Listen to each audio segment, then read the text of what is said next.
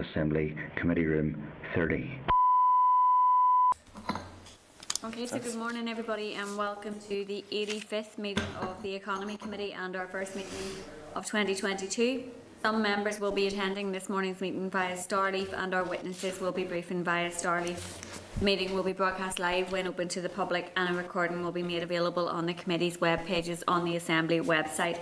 And just to remind members that briefings will be bill briefings will be Hansarded as per protocol, and to ask members to mute their tablet devices when they aren't speaking.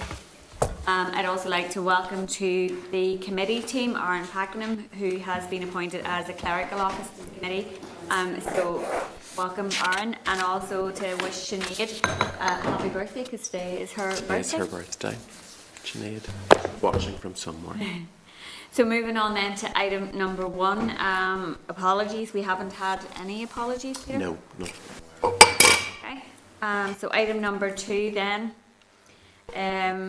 the draft minutes of the meeting held on the 8th of December is at page 4 of table papers. Are members content that those are an accurate reflection of that meeting? Agreed. Okay, thank you. Moving on then to item number 3, which is Chair's business. Members will be aware now that further consideration stage of the parental bereavement leave and pay bill has been postponed to the 24th of January. So that means that the further amendments to the bill need to be laid in the business office by next Wednesday at 9:30 a.m. So members will recall that we had written to the Minister to indicate that we would consider amendments from the department as per those that were discussed previously at the committee. So while we know that the further consideration stage has been postponed, provides some additional time, but we are still unlikely to have the opportunity to consider those Our next meeting, Chair. Because they will be likely to be laid, unless they're laid Tuesday next week or Monday, Well, which point we could... The ideal would be, Chair, if we could get them prior to the end of the week so that we can circulate them and we can look then at trying to organise a meeting on Monday or Tuesday to discuss them.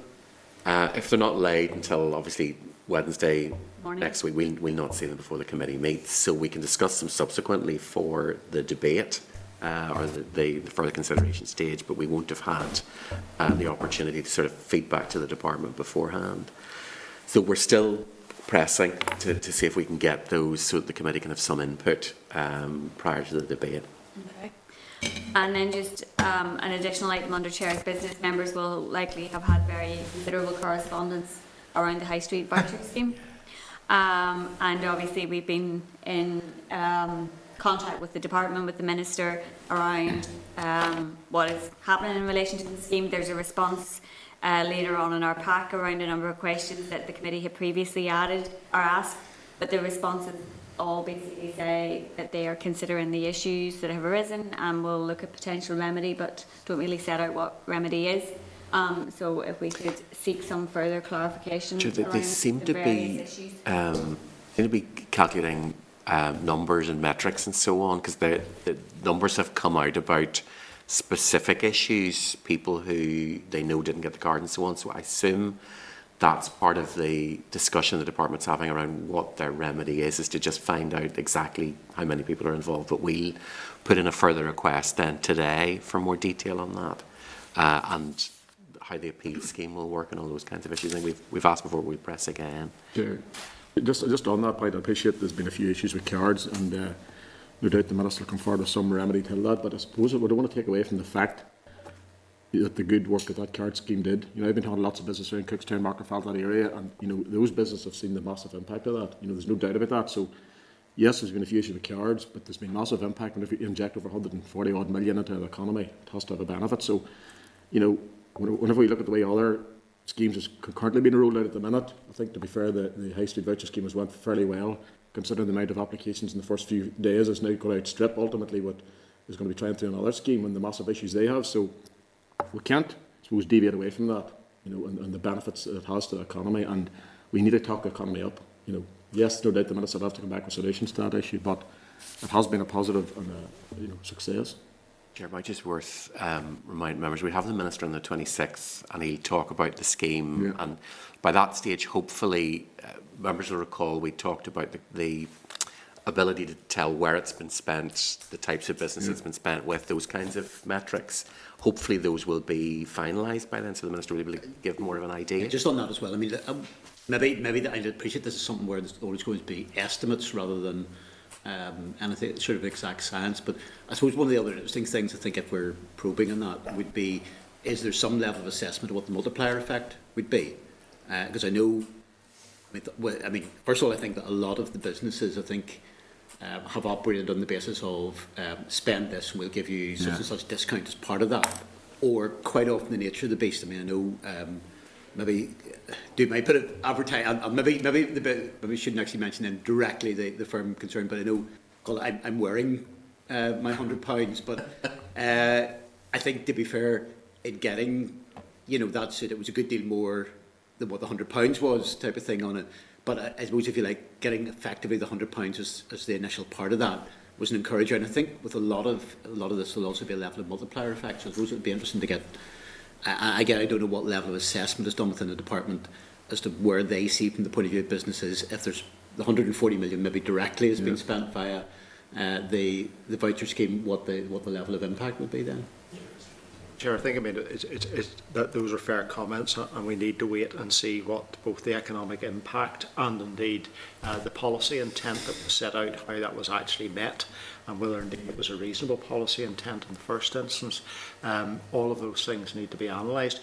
But today, there are people who are still awaiting cards, there are people who PIN numbers won't work for, there are people with substantial queries. What I find unacceptable is that the department has gone completely and utterly silent on this matter. Some people may have just simply given up, decided that they're not going to pursue this any longer, but there is £100 sitting waiting for quite a number of people who still have unresolved issues. It would be helpful if the department could at least today make an announcement that people shouldn't dispose of their cards, should hold on to their emails and all of that, and that there will be a date by which they will at least make an announcement as to how they will be able to progress those queries. Mike? Will we ever know the extent to which the spend displaced Christmas spend, which of course was something we were told in August was to be avoided? But which wasn't. Claire, you were in next, and then Matthew. Okay, thanks, Chair. Good morning, everyone. I suppose there's two kind of perspectives we need to look at here. There's the policy intent and then there's the operational perspective. And I agree entirely with Stuart's comments in relation to I suppose, how it was administered and the fact that there are quite a considerable number of people who didn't have access to that card. And, I suppose I would nearly be in the mind of trying to create a solution to that. And, if I stand corrected, but I understand that each of those cards has an expiry date until March 2022. So is there an opportunity here to open this scheme up universally to ensure that everybody who was eligible gets access to it and can spend it? Because there is benefits to the business community in relation to do that. And I do also concur with Keith's comments from a policy perspective. I'm hearing a lot of good reports from local businesses in terms of the people who have been spending their card locally. But I suppose that doesn't take away from the fact that there was an awful lot of people who didn't get access. And, I think even just from an equality perspective, a lot of those people didn't get access because of the digital kind of way that it was administered. And the phone line, didn't kind of provide an alternative, not an efficient one anyway. So I think we have to look at all of this, so that we can ensure that, yes, the scheme, I'll acknowledge I do think it was a good one.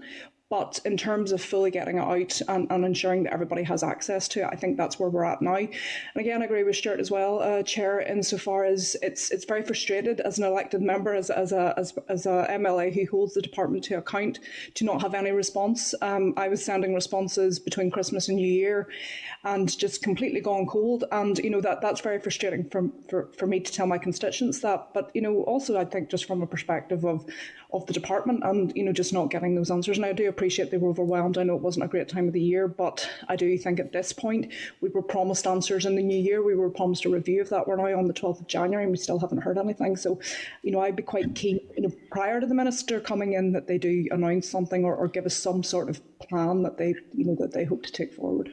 Thanks, Claire. The regulations allow for the scheme to, well, the regulations end on the 31st of March, so technically the scheme could be in place Cards, until the Chair, 31st they are of March. marked expiry 03/22. Just before I forget it, the original multiplier calculated was 0.45, so on every pound spent there'd be a 45p multiplier. But that, I imagine, was based on a particular time, and so on. So that I would have thought the department will do a reassessment on that. What I'm not sure is whether or how well the economists can take into account the sorts of further discounts and so on. I don't know how easy it is. My sense of things, Peter, on that has been, and again, it's maybe just more of a sense of it than is that I think that probably in terms of multiplier, that probably a lot of firms that have been offering things have probably been a bit more proactive than maybe was initially thought, and therefore I would assume that there's a greater multiplier. But how much that's just maybe a feeling rather than based on scientific data, maybe a little bit more questionable in that regard. Matthew and then John. Thank you, Chair. I mean, I'll be brief. I do think it's important that we get an updated estimate of the economic impact, i.e. the multiplier. I think Claire, right to draw a distinction between the policy intent and the policy effect, and also the operational questions. They are also linked on the policy side. Being churlish or ungrateful to ask for an updated explanation and analysis from the department on the multiplier effect. It would seem to be kind of fairly basic economics that the multiplier effect will be less in December, the busiest shopping month of the year, than it would be in August or March, or basically any other month of the year. The second point is operationally, in a sense, some of the operational challenges that we faced are probably also a reflection of the fact that the bulk of the spending and large parts of the delivery were happening in November and even December, running up to the Christmas period, when I presume officials themselves were thinking about Christmas and on leave, etc.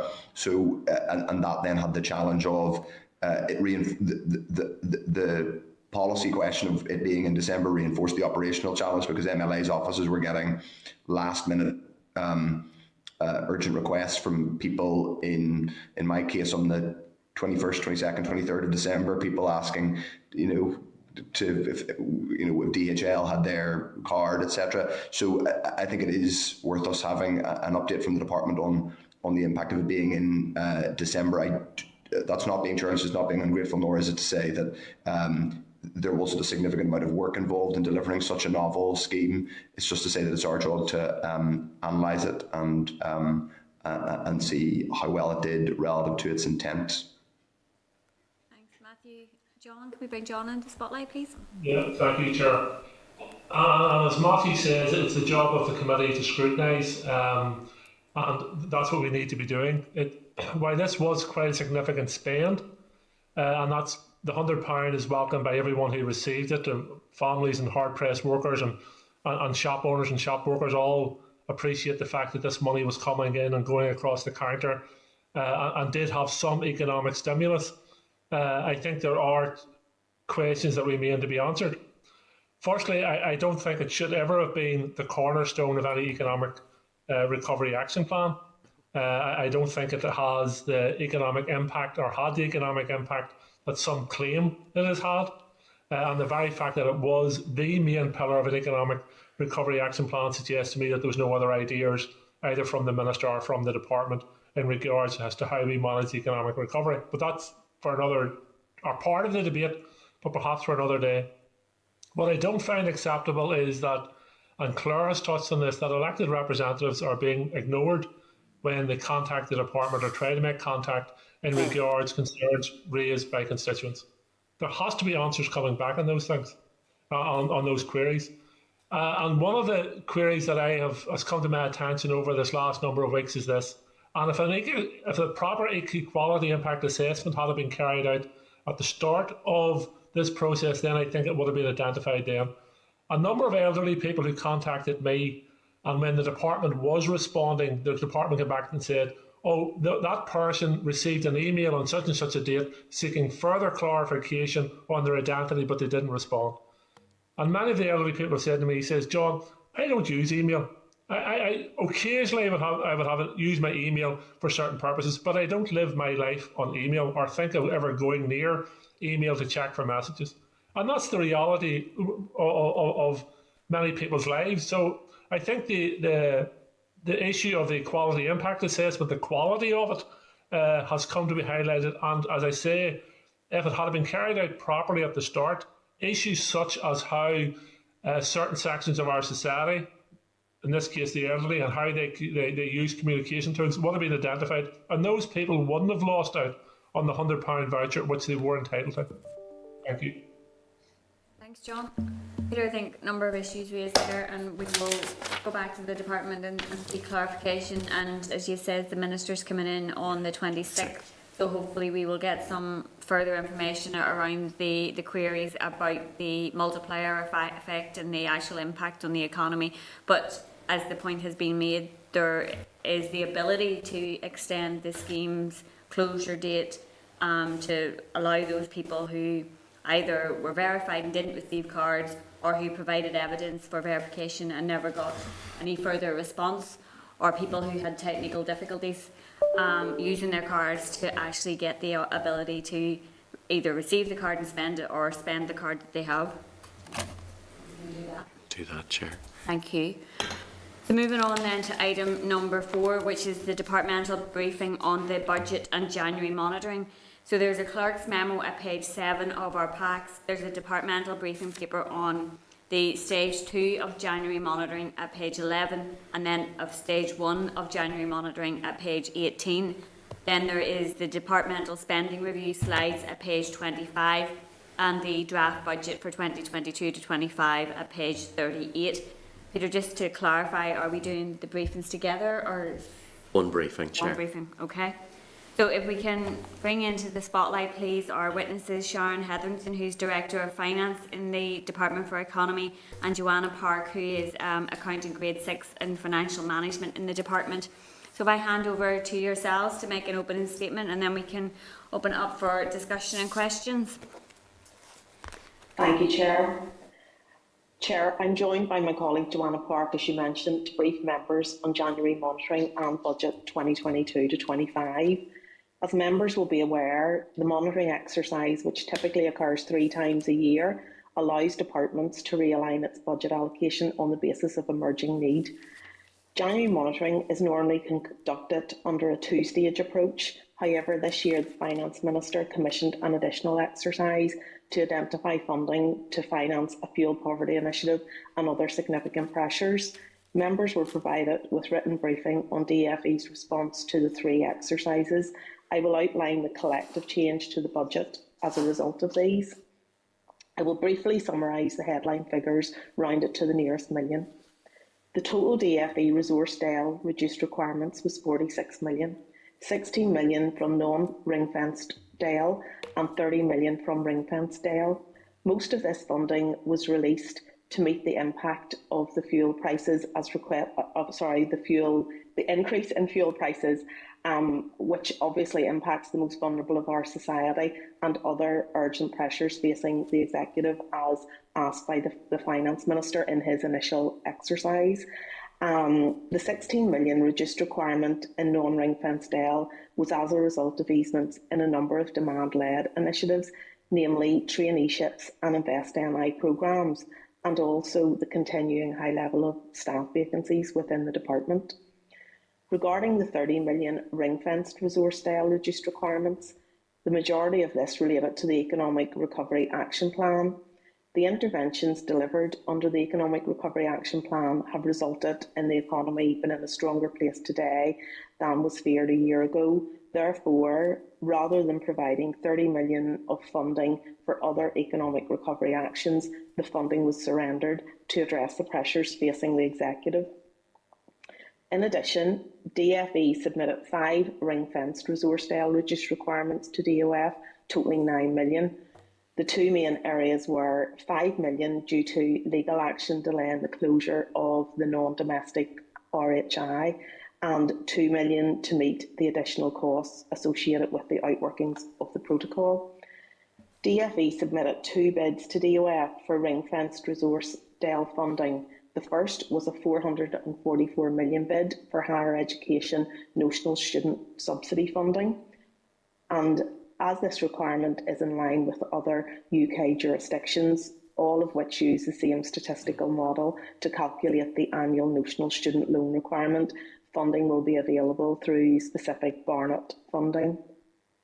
The second was a 9 million ring-fenced resource DEL bid for an inescapable depreciation pressure, mainly for a historic accounting issue in further education colleges. This bid will be familiar to the committee as it's been submitted in each of the in-year monitoring rounds. However, it is common for it not to be met until January, whenever more depreciation funding becomes available from other departments. DFE had 4 million consolidated fund extra receipts. This related mainly to prior year COVID funding not been utilised in the FE and HE sector and profit from the disposal of assets in Invest NI. Sorry. Moving on to capital DEL, DFE started January monitoring with 16 million unallocated capital DEL. Internal reduced requirements of 13 million were identified in January monitoring and offset against bids of 23 million, leaving an unallocated budget of 6 million, which was surrendered as a reduced requirement. DFE submitted a 2 million bid for City Deals funding for the Belfast Region City Deal Innovation Pillar. 10 million of unanticipated capital receipts were returned to DOF. And finally, there was 1 million ring-fenced financial transaction capital reduced requirement to DOF relating to Invest NI financial receipts.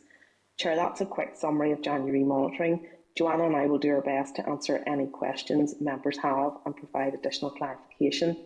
And where we can't give you precise or complete answers, we will be happy to write to the clerk and provide the necessary explanations, and where a question is specific to a business area, we'll ask our policy colleagues to follow up with a response. Once members have had the opportunity to ask questions about January monitoring, I'll move on to deliver a short presentation on Budget 2022-25. Thank you, Chair. Thank you, Sharon. And I guess for me, what was striking and somewhat disappointing in the January monitoring paper was that there were no proposals or bids to support businesses that are being impacted by the latest wave of the pandemic. And it says in the briefing paper that the cut-off for stage 2 bids was the 4th of January. So obviously the restrictions have been put in place before Christmas, and there was time for the Minister to come up with some proposals and bids, but he seems to have sat in his hands in respect of that, and there's nothing in it in relation to that. And certainly I am frustrated by that, but I'm sure that there are people out there who will be somewhat dismayed by it. There have been plenty of people who've been in contact with me, whether they be DJs or bands, with suppliers to hospitality or travel agents that have not had any support from the department since the start of the pandemic, who are, struggling to put the food on the table at this point. I understand that bids can still be made in respect of January monitoring or the additional funding that came from the Treasury before Christmas. So are you aware of any consideration that is being given to additional proposals or bids to support businesses in respect of the latest wave of the pandemic? Chair, I'm not aware of any further bids that would be made by DFE at this point. I know the executive did discuss this, and obviously sort of around the time, where Omicron was getting to a very serious point. So, I know that did happen, and there was no schemes for DFE came out of those discussions, and I'm not aware of any further schemes being proposed at this point in time. I think that obviously, and I respect the fact that you're speaking in the finance capacity, and obviously we will have the Minister later in the month to discuss it, but I think that's disappointing. And obviously the 40 million was handed back before Christmas, was handed back before the latest restrictions were put in place, and if there is money there, I think it would be a crying shame if it wasn't getting out to businesses. But I do have a couple of additional questions just in relation to January monitoring. There was a reduced requirement in respect of funding for the implementation of the protocol of 2.4 million altogether. It was 2.1 in stage 1 and 0.3 in stage 2. So it just, if you can maybe clarify that. And then there is unallocated capital, I think a total of 16.4 million. Yeah.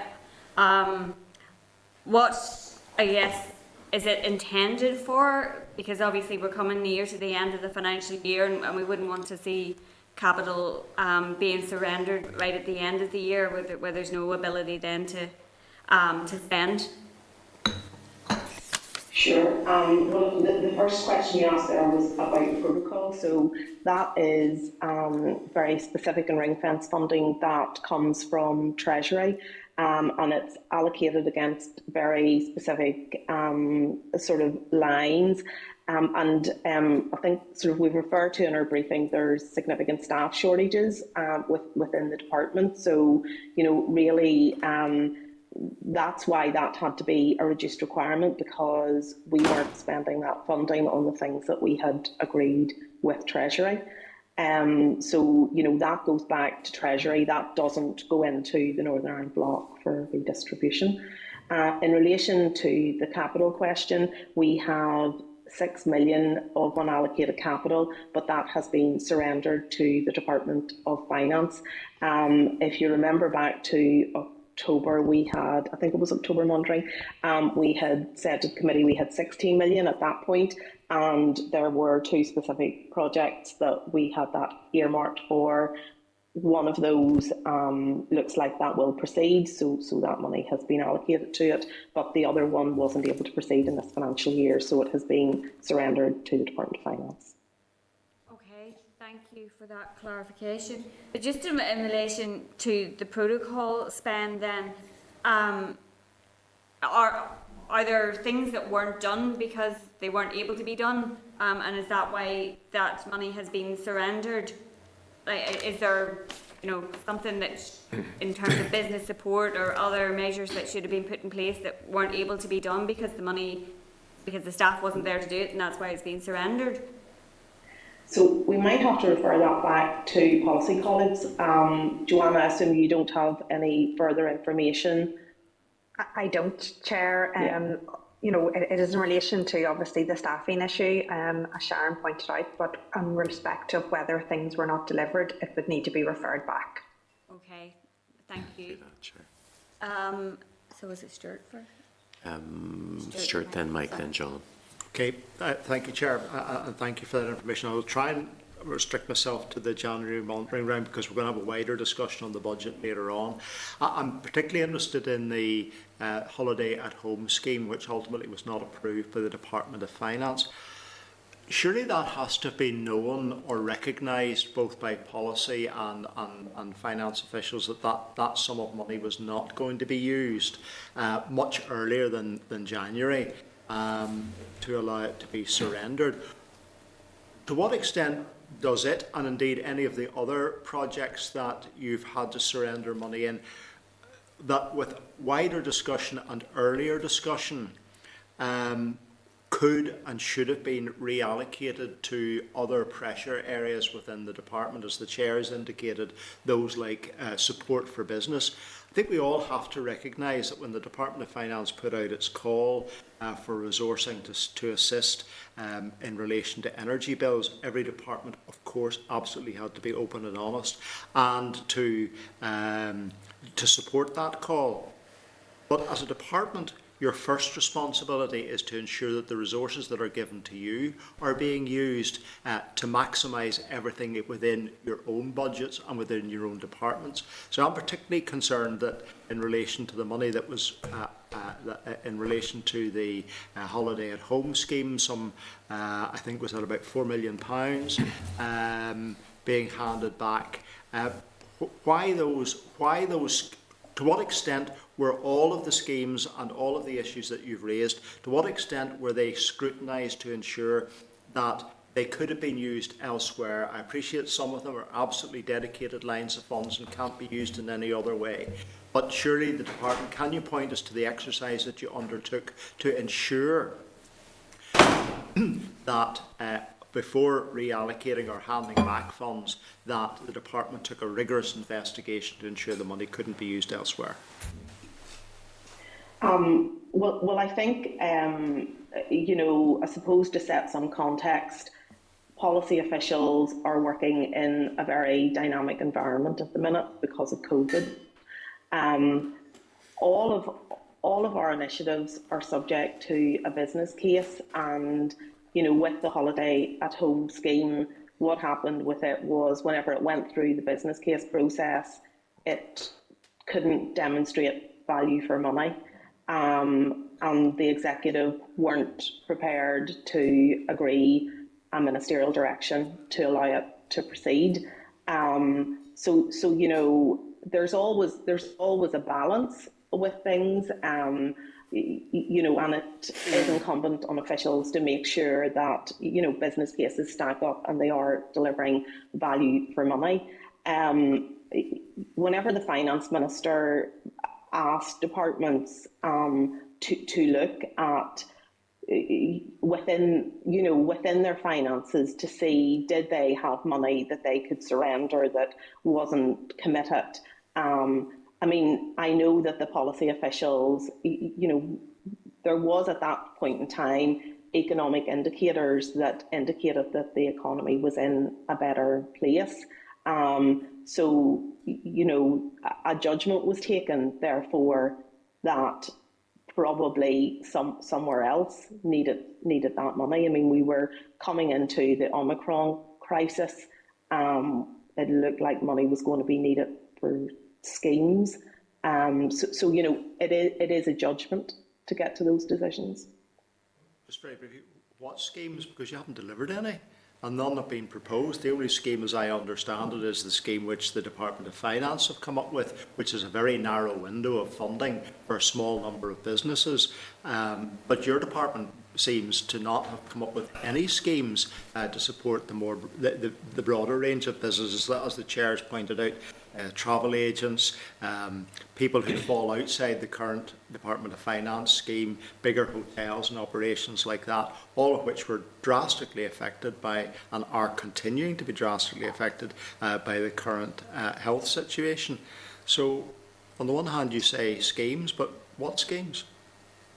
I was referring to the conversations that the executive were having, not specifically DFE, and it's why the finance minister had asked departments if they had funding that they could surrender at that point. Just to clarify, the finance minister or DOF wrote to all departments at mid-December asking for them to urgently review all expenditure, including committing expenditure, in which to release more money for response measures for Omicron. But given that we as a department had already had quite a complex and detailed exercise to release in the advanced January monitoring exercise, we didn't have anything else to give at that stage. So there was a further request that did come in regards to support. At that stage, we didn't know what that support was in regards to at the centre, but there was a further request. But that review is a two-way street. The finance minister asked for money. You should, on the other side of that coin, you should be looking to see what you could and should have been properly spending. Thank you, Chair. Thanks, Stuart. Mike? Thank you, Chair. To just focus on a specific, if I may, Sharon, which is travel agents. They did avail of a COVID mitigation scheme administered by the Executive Office, but that was predicated on an expectation that travel agents would have returned to business as usual by spring of 2021, roughly 9 months ago. Which is not the case, and therefore there's a prima facie argument that a second scheme should be made available to travel agents. So specifically, are you aware of any discussions or proposals to use all or part of the 30 million that was surrendered for a travel agent scheme? I'm not aware of any discussions, as I said at the outset. As far as I'm aware, there are no schemes that are planned to be brought forward by the Department for Economy. I appreciate your candour. I think, Chair, that is something we need to pursue. Yeah. Can we bring John into the spotlight, please?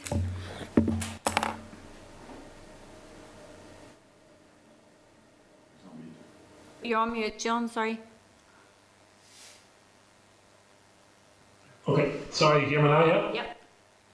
Okay, thank you, Chair, and thank you to Sharon and Johanna for your answers thus far. And I don't envy your task in terms of defending the department's position in regards some of the decisions or lack of decisions that have been taken. But it appears to me that the department's position in summary is this. The department has done such a great job supporting the economy and businesses that they don't need to do any more. So £30 million was returned to the centre because that great job has now been achieved. Is that a fair summary? I don't think that is a fair summary. I mean, you'll be aware we were allocated, I think it was 276 million for economic recovery action. But, you know, so there have been initiatives that have been taken forward. And as I said, you know, this was a balance for the department around, did we decide to proceed with that additional funding with other economic initiatives, or did we respond to the call to be collective and try and prioritise across the Northern Ireland bloc? So I think, you know, in terms of the economy, I don't think anybody would ever say it's all done and we don't need to do any more. But the indicators were that the economy was in a better place than perhaps would have been expected. So that is the background to the decision. Yeah, and I accept your analysis that the economy is in a better place than perhaps was predicted, but it doesn't mean it's in a good place. We didn't start off from a great place, so we're not in a good place. And in my view, the Finance Minister's call for departments to come forward with funding to support a heat scheme or an energy scheme came to the rescue of the Department of the Economy rather than the Department of the Economy coming to the rescue of any heat scheme.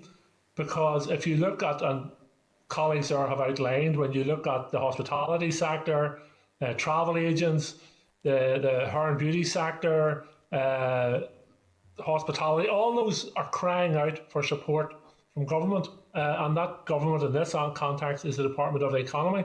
So it appeared to me that there was a lack of will or imagination or motivation from either the Minister or the Department to come forward with schemes to support the business sector. And the best way to support people facing rising energy costs and rising bills is to create good jobs and sustainable businesses.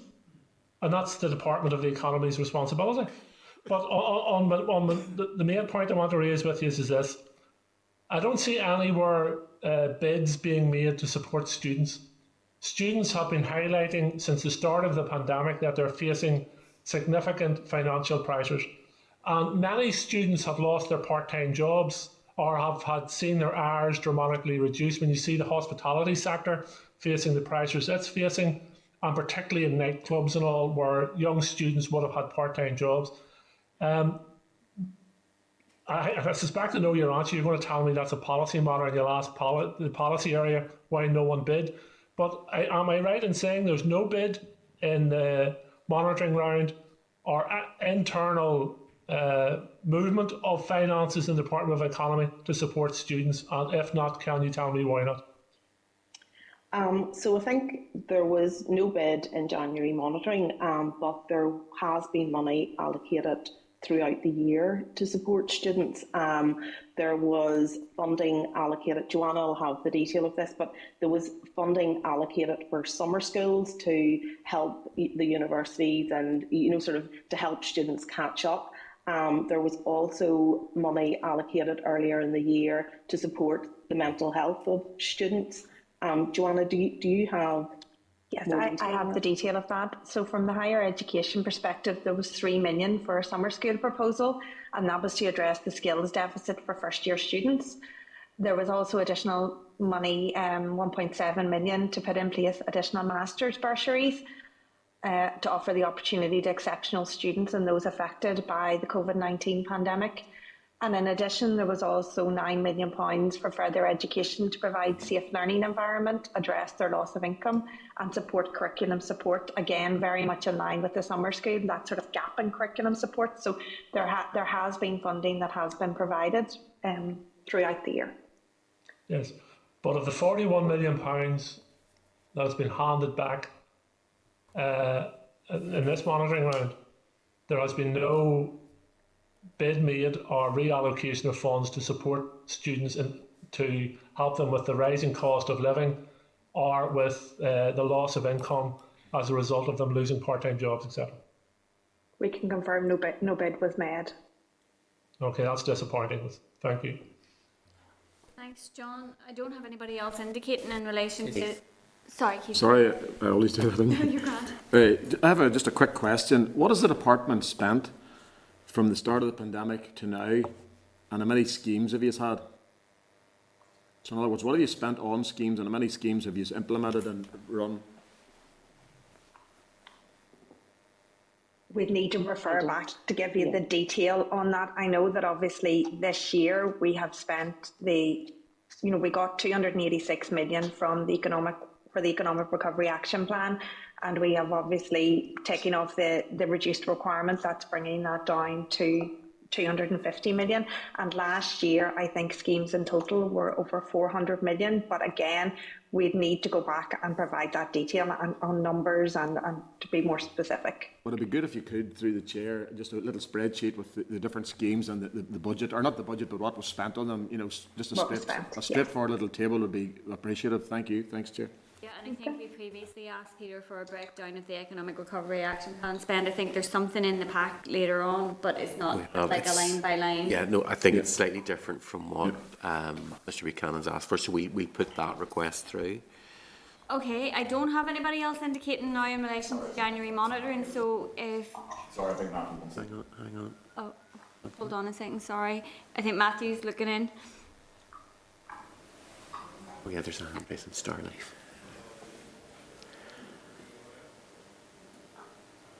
Thank you, Chair. Sorry, just so, thank you, Sharon Joanne. Just, some of it's been covered already by colleagues, but the three bids that the Department of Economy made in this process were for ring-fenced Ardell, ring-fenced Ardell because of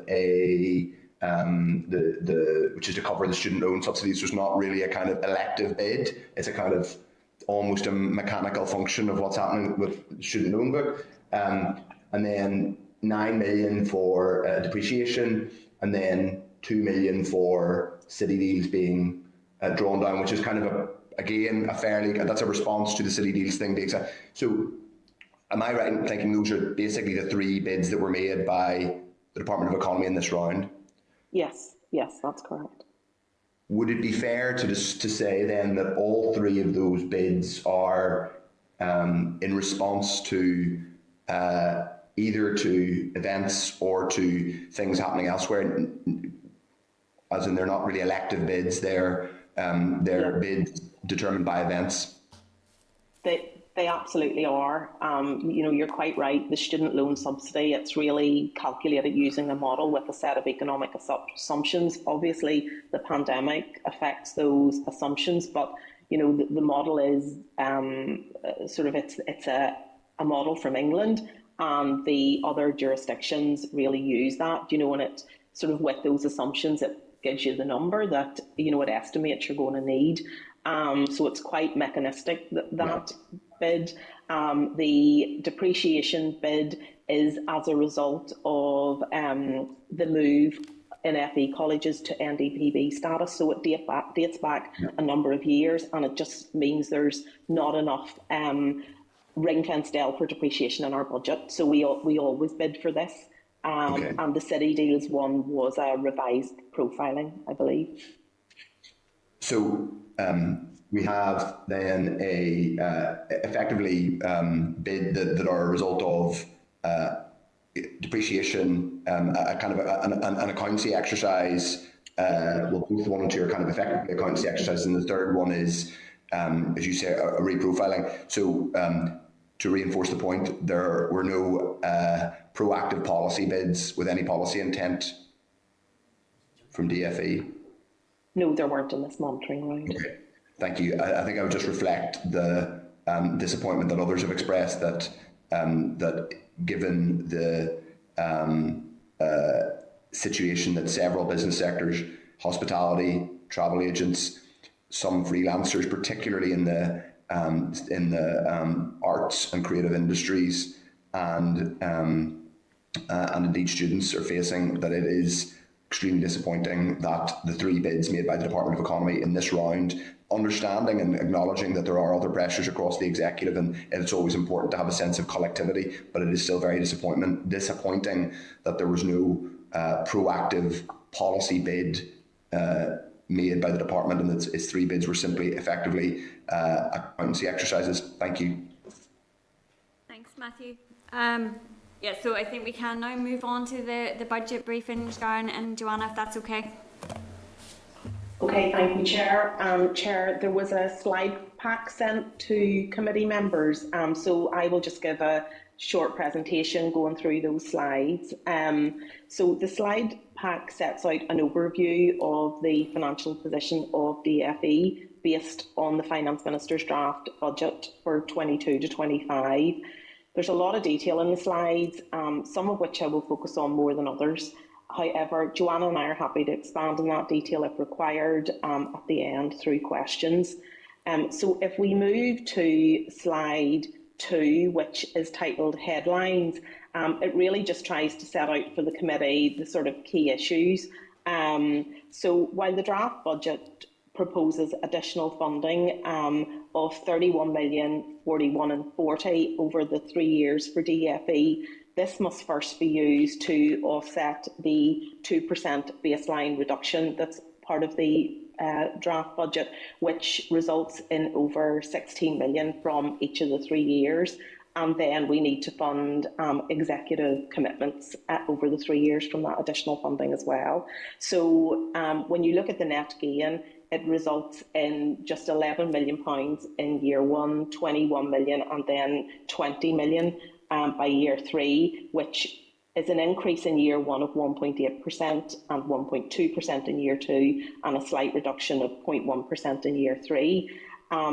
But I suppose we have to set that small increase against the backdrop of our inescapable pressures, which are 78 million in year 1, increasing to 125 million by year 3. So the proposed budget outcome, if we look at it in real terms, is a cut of 8% in year 1, 11% in year 2, and 13% in year 3. The unfunded pressures are inclusive of the lack of EU replacement funding for core DFE services, which by year 3 creates a £47 million gap in the budget. So considering 3/4 of DFE's budget is for the delivery of education and skills, and that Northern Ireland already rates poorly on key skills and innovation indicators, the draft budget will have an impact on the lives of our young people. So the proposed DFE capital allocation is also a concern. A reduction of 55% by year 3 will significantly impact DFE's ability to deliver capital projects in key strategic areas such as energy, innovation, and enhance our FE and HE estates. But I'll focus more on capital later in the presentation. If we move on to the next slide, which just sort of sets out a pie chart of our baseline allocation, and I think you can see from it the significance of the education and skills, followed by the Invest NI budget within the department. If we move on then to the next slide, which sets out the landscape, given the economic challenges, the current baseline is insufficient. The lack of EU replacement funding and continued underinvestment in skills will hamper DFE's ability to drive forward the economy and address the impact of the pandemic and the poor starting position of the skills base. Despite a strong rebound across a range of economic indicators, risks do remain for the economy of getting it back to pre-pandemic growth. And a full recovery will take time and could be set off course by reductions to support for economic growth. The DFE baseline would need additional funding to support that recovery.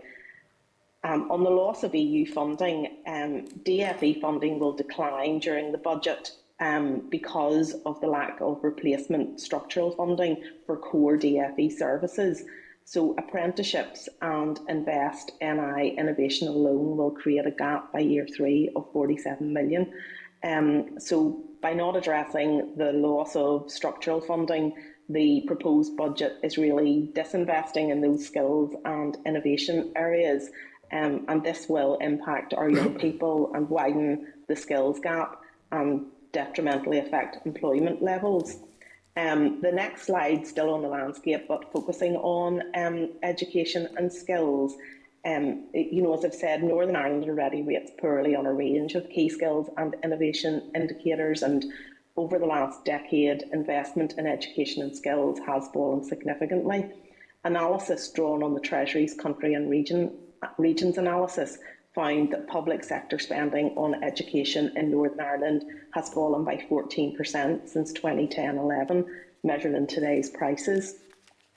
And also an assessment of Northern Ireland's competitiveness by the Ulster University's Economic Policy Centre shows how this underinvestment has affected our competitive performance, with several small advanced economies now outperforming Northern Ireland. Northern Ireland has the weakest skills profile of any UK region. It is important for Northern Ireland to invest in skills and education and innovation programmes, as competitor countries are not standing still. Given our weaker starting point, continuing to invest in skills and innovation would support a more resilient economy. If we move on then to the next slide, which is the unfunded inescapable pressures that I've referred to previously. So with 77.8 million of inescapable pressures that need to be addressed next year, rising to 109 and then 125 million by 24-25.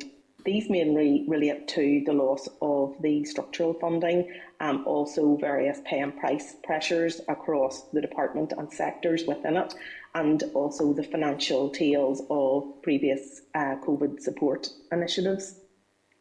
The next slide then summarises for the committee the bids submitted by DFE, with the initial focus obviously on the inescapable pressures to allow the department just to stand still, and then we move on to the high priorities with a package of measures for economic recovery to deliver 10x. The bids were, and the measures within them were closely aligned to all the Executive Office recovery themes and included implementation of the skills strategy, green growth, sustainability, investment in tourism and innovation. Moving on then to the next slide, which provides the detail on the proposed outcome for DFE as set out in the draft budget on the 23rd of November. So as I have outlined throughout the presentation, this proposed settlement doesn't allow DFE to stand still, let alone improve the performance of Northern Ireland in key skills and innovation indicators. In addition, the lack of EU funding and the financial tails from earlier COVID initiatives are inescapable, and solutions need to be found from elsewhere within our baseline now. The draft budget has not prioritised the economy. There's no additional funding to take forward the skills strategy or 10x. The number of inescapable pressures leaves the DFE with very little choices and no easy options. If we move on then to the next slide, which gives a summary of some options that we have been thinking about. But as I've said, there are no soft options to balance the books, which would allow DFE to just stand still. And there are no options that will not impacting the economy and the lives of the people in Northern Ireland. Some of the examples of things that we have been looking at are, potential reduction of 50% in the number of apprenticeship places in Northern Ireland, cessation of higher level apprenticeships, and forgoing any new apprenticeship programmes, including all age apprenticeships. We've also been looking at a cap on numbers to access youth training. We've been looking at cessation or reduction of the educational maintenance allowance. Again, cessation or reduction in the level of student support in higher education. But of course that will impact those from low income families. We have been looking at reduction in the number of higher education student places and proceeding with city deals in slower time. With 84% of Invest NI's budget committed next year and significant reductions in the level of funding for research, development and innovation, Invest NI's ability to deliver for the Northern Ireland economy and its citizens will be significantly impacted. If we move on to the next slide then, sort of deals with the impact. So cuts to the further education sector, skills and apprenticeships will have a detrimental impact on those furthest from the labour market, who are some of the most vulnerable in our society. These actions will increase the number of young people not in education, employment or training. Increasing the skills gap will impact inward investment and the health and well-being of our population. DFE will not be able to provide the same level of funding to higher education institutions. A cessation or significant reduction in the undergraduate intake for higher education institutions could place them in financial difficulties. This would damage the flow of highly skilled individuals into the Northern Ireland workforce, including those in their health service. And any option to mitigate against the impact to the higher education sector would require the Executive to increase student tuition fees and remove grant support to those students from low-income families. These actions would impact the ability of students from low-income backgrounds to enter HE, which could have a substantial impact on their overall life outcomes. As I've said, the nature of Invest NI business results in the majority of its future budget already being committed. 84% next year and 75% in 23-24 will significantly impact Northern Ireland's ability to deliver for the Northern Ireland economy. Under the draft budget proposals, Invest NI funding will be reduced by around 23 million per year, as there's no ERDF replacement funding for innovation. So for every £1 Invest NI spend in innovation, it results in £5 to £6 being invested in the economy. Without this funding, there will be lost opportunities with significant demand existing that could support the economy and deliver significant jobs. Invest NI has estimated that without a solution, there will be a loss of between 4,000 and 6,000 jobs forgone and investment forgone of 430 to 584 million. If we move on to the next slide, then it looks at the capital position. So the proposed capital DEL allocation is also a concern. On the face of it, it looks like DFE have a reasonable capital settlement, but it's inclusive of significant funding for city and growth deals. Excluding city and growth deals and Project Stratum, by year 3, the DFE capital allocation will be reduced by 55%. The lower level of funding in years 2 and 3 will significantly impact DFE's ability to deliver its capital programme, as progression in year 1 will create significant unfunded financial tails in years 2 and 3. You can see from the slide that even to just meet the DFE top 5 capital projects in year 1 would create a deficit of 23 million in year 2 and 40 million in year 3. So we can't afford to fund the top 5 projects. It is clear that City Deals funding has impacted the DFE capital DEL settlement, as mainstream capital has reduced significantly while City Deals allocations have increased. The proposed capital settlement will impact DFE's ability to fund a range of energy programmes supporting other government departments delivering the Executive's green agenda. and impacting DFE's ability to implement the energy strategy. It will also impact further education colleges' capital programmes and the provision of capital to universities. The next slide then just sets out for the committee the committed current capital, which we must fund out of the capital allocation. And moving on then just to the final slide. So the current DFE landscape is clearly challenging. DFE bid for funding to invest in skills and the economy. The proposed budget doesn't provide for investment in the economy, with no additional funding for the skills strategy 10x or support recovery of the tourism sector.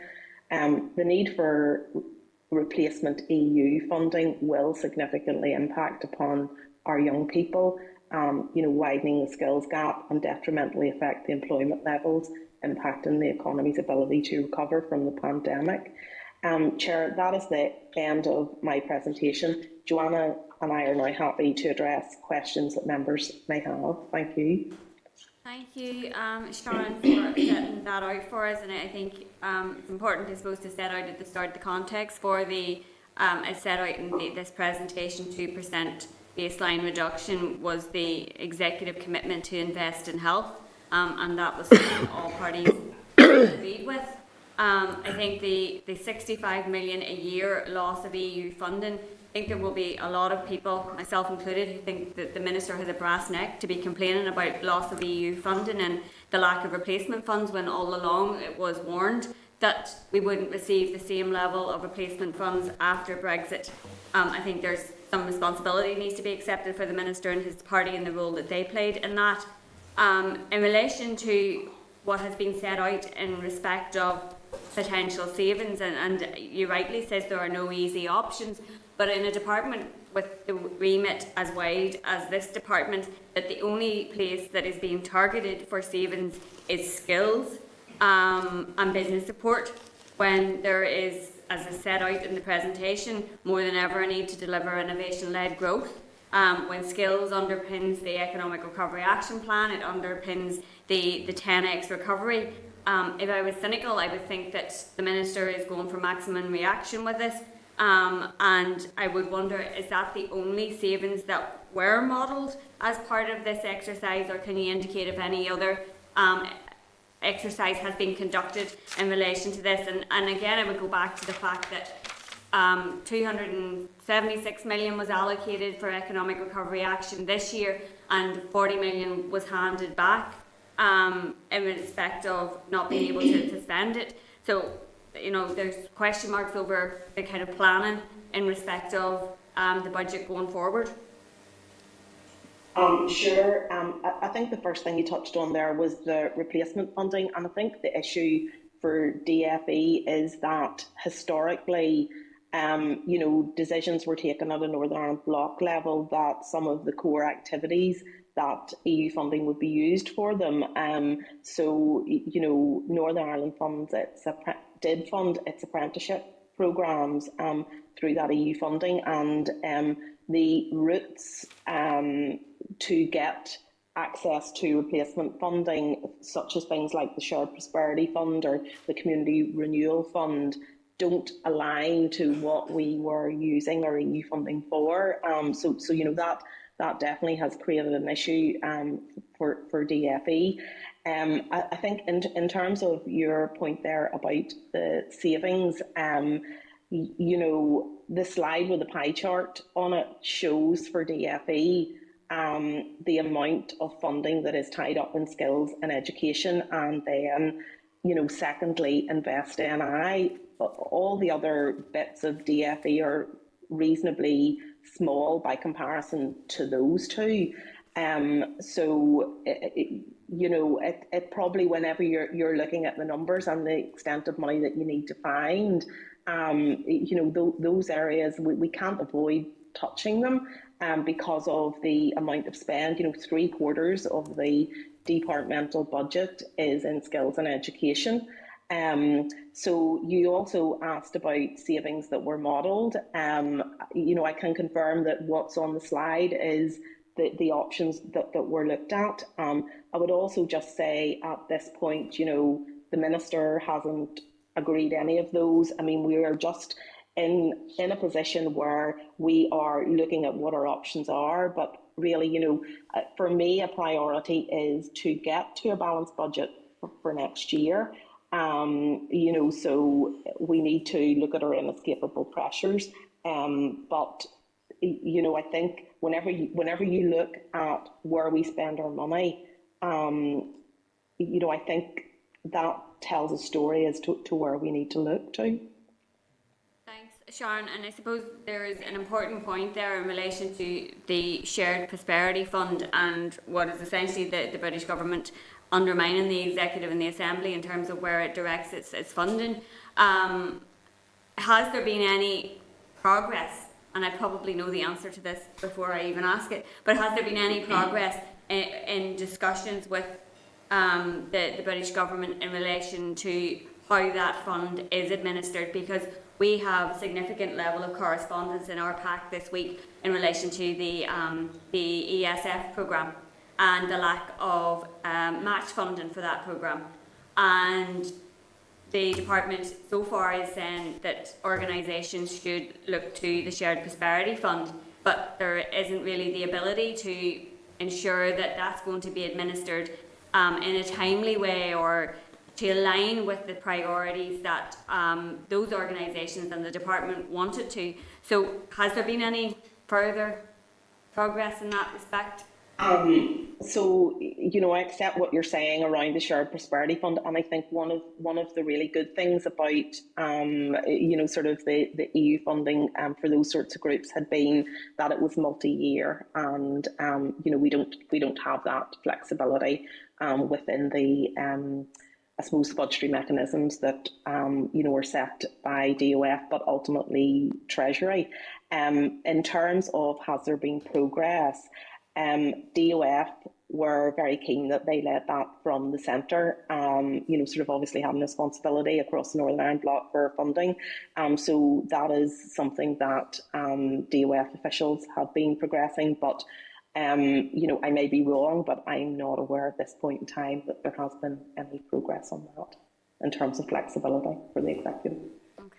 No, thanks for that. Look, I let some other members come in because there's a long list here. So Peter, you're up first. Thank you, Chair. Thank you for the presentation. The figures that you've revealed to us today are pretty shocking, I have to say. I think in terms of, it would perhaps be the first budget in 15 years that didn't give that level of prioritisation to the economy.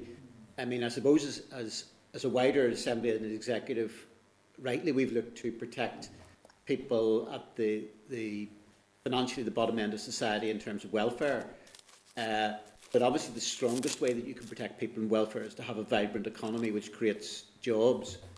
And it does seem to me that the budget proposal by the Finance Minister, and we should remember that while this has gone out in consultation, this is not a budget which is agreed by the executive as a whole.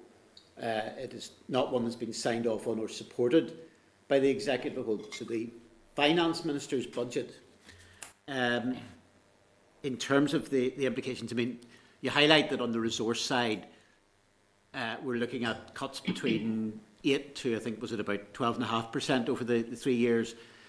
It strikes me that whatever the broad range of flexibilities are there within the department as a whole, that's not something which can simply be met by, this is not a sort of a net sort of practical bit of a decrease of 1% where you can look to see whether there's a few wee bits of trimmings here and there can be done.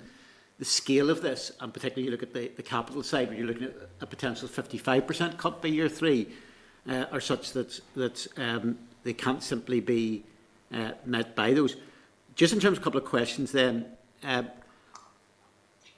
I'm right then in thinking, just to make sure that we've got this correct, you highlighted a range of potential measures that would have to be taken. And the other thing I suppose we've got to remember is whether it is a departmental budget, whether it's the executive budget, whether it is a local council or a firm's or even a private industry's budget, the approach that always has to be taken is that what you're legally required to do, you have to spend first. What is utterly inescapable, you have to spend ahead of that.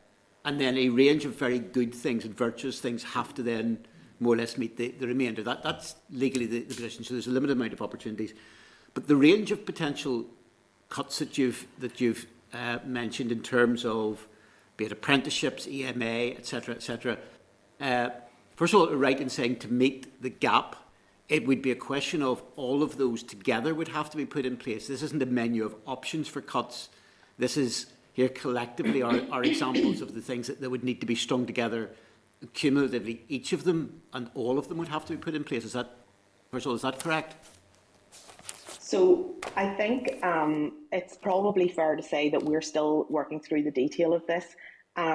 It is a case, and you can see there in terms of total options modelled, that some of those do deliver, more savings by year 3 than maybe we would require. But I suppose it depends on the extent you would implement these. Some of them are talking about reductions, and where does that reduction lie? And also, then the increase to student fees as well. We have looked at 59%.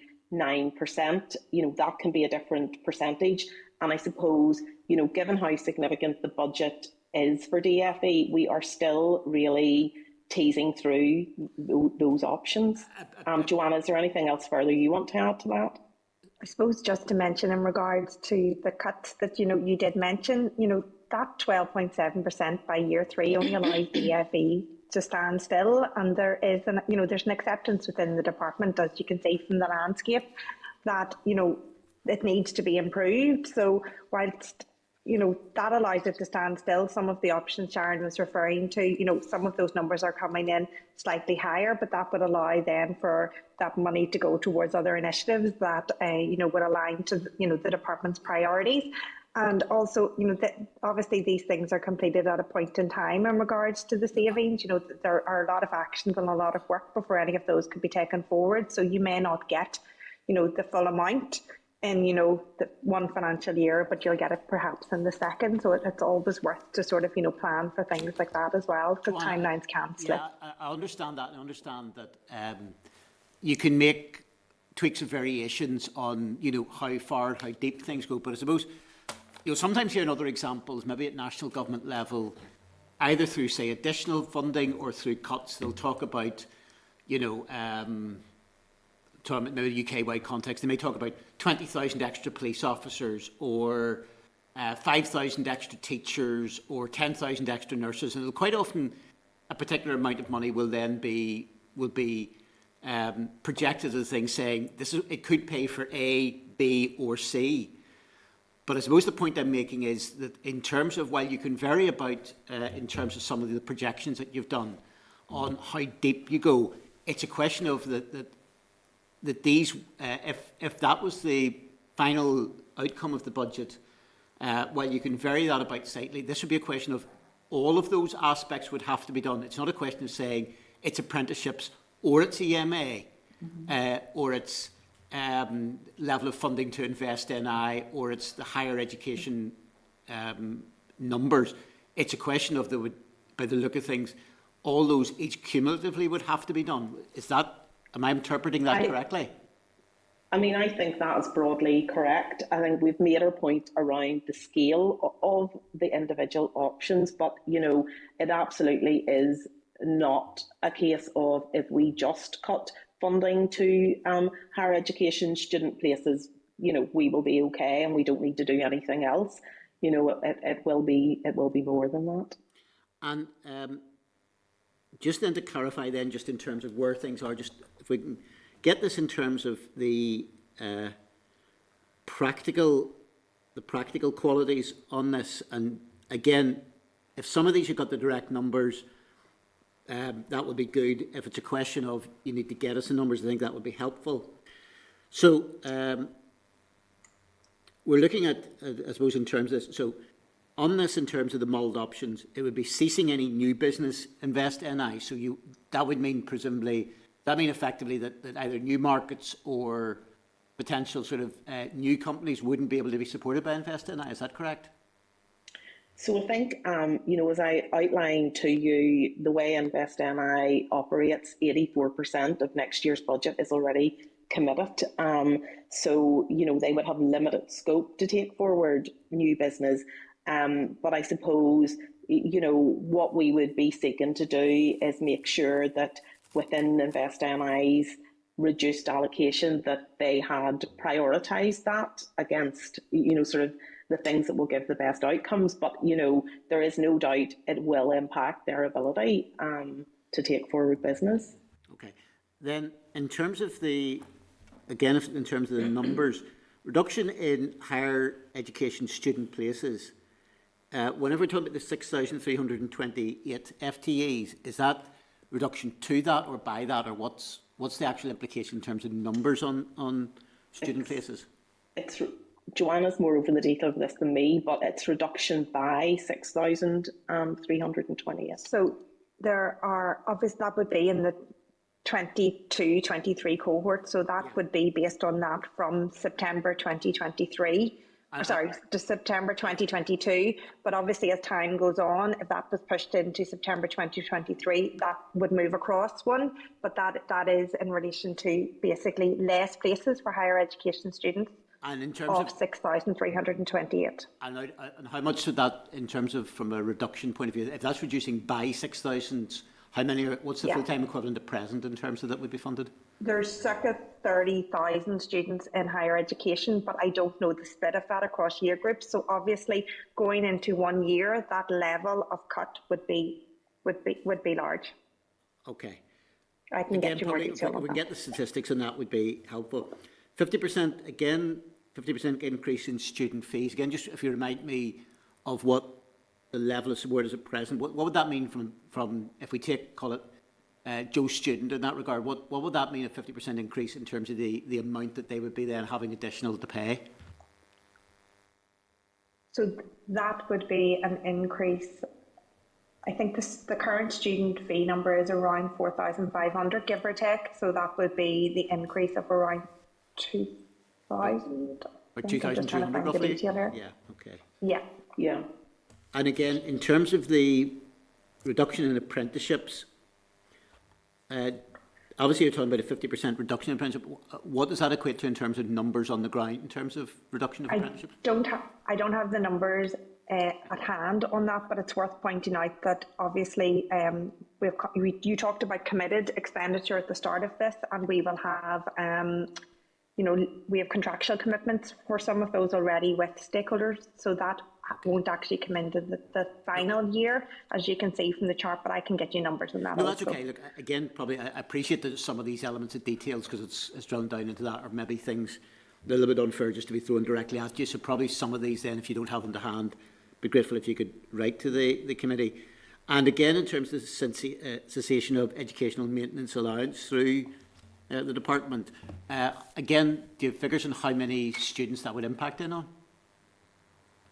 No, but again, I can get those for you. And just to clarify, the 59% increase in student fees would be £2,650 per annum. I'd slightly misread out. That seemed, may I say so briefly suggest it was 50%, 59% increase, or 2,600? 59%, yeah. Okay. £650. Okay. Well, just a matter of... And I can get numbers on the okay. Student support.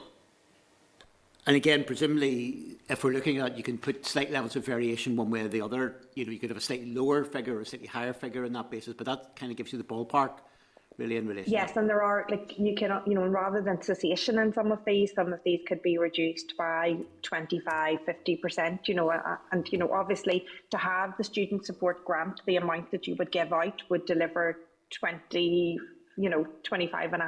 million pounds rather than 51. So there are various options that can be looked at in regards to that. As Sharon pointed out, this was modelling of the savings, at this stage, to look at the potential things that would have to be delivered. And just finally, in relation to the capital side of things on it, in terms of we're calling it the departmental top 5, and that's beyond even just what may be quite virtuous beyond that in that regard. I mean, in order to meet that, because you're saying that there wouldn't even be sufficient capital money to cover those 5, would that mean then that the only route which you could do, would that be a question of then having would it be consideration of dropping one of the top 5, or is it a question of slightly more long fingering this, or what way would that, from a practical point of view, be handled then? Yeah, I think from a practical perspective, again, it's a bit like the resource del cuts. You know, we will need to work with those stakeholders and see, could they push out their capital plans beyond this spending review period?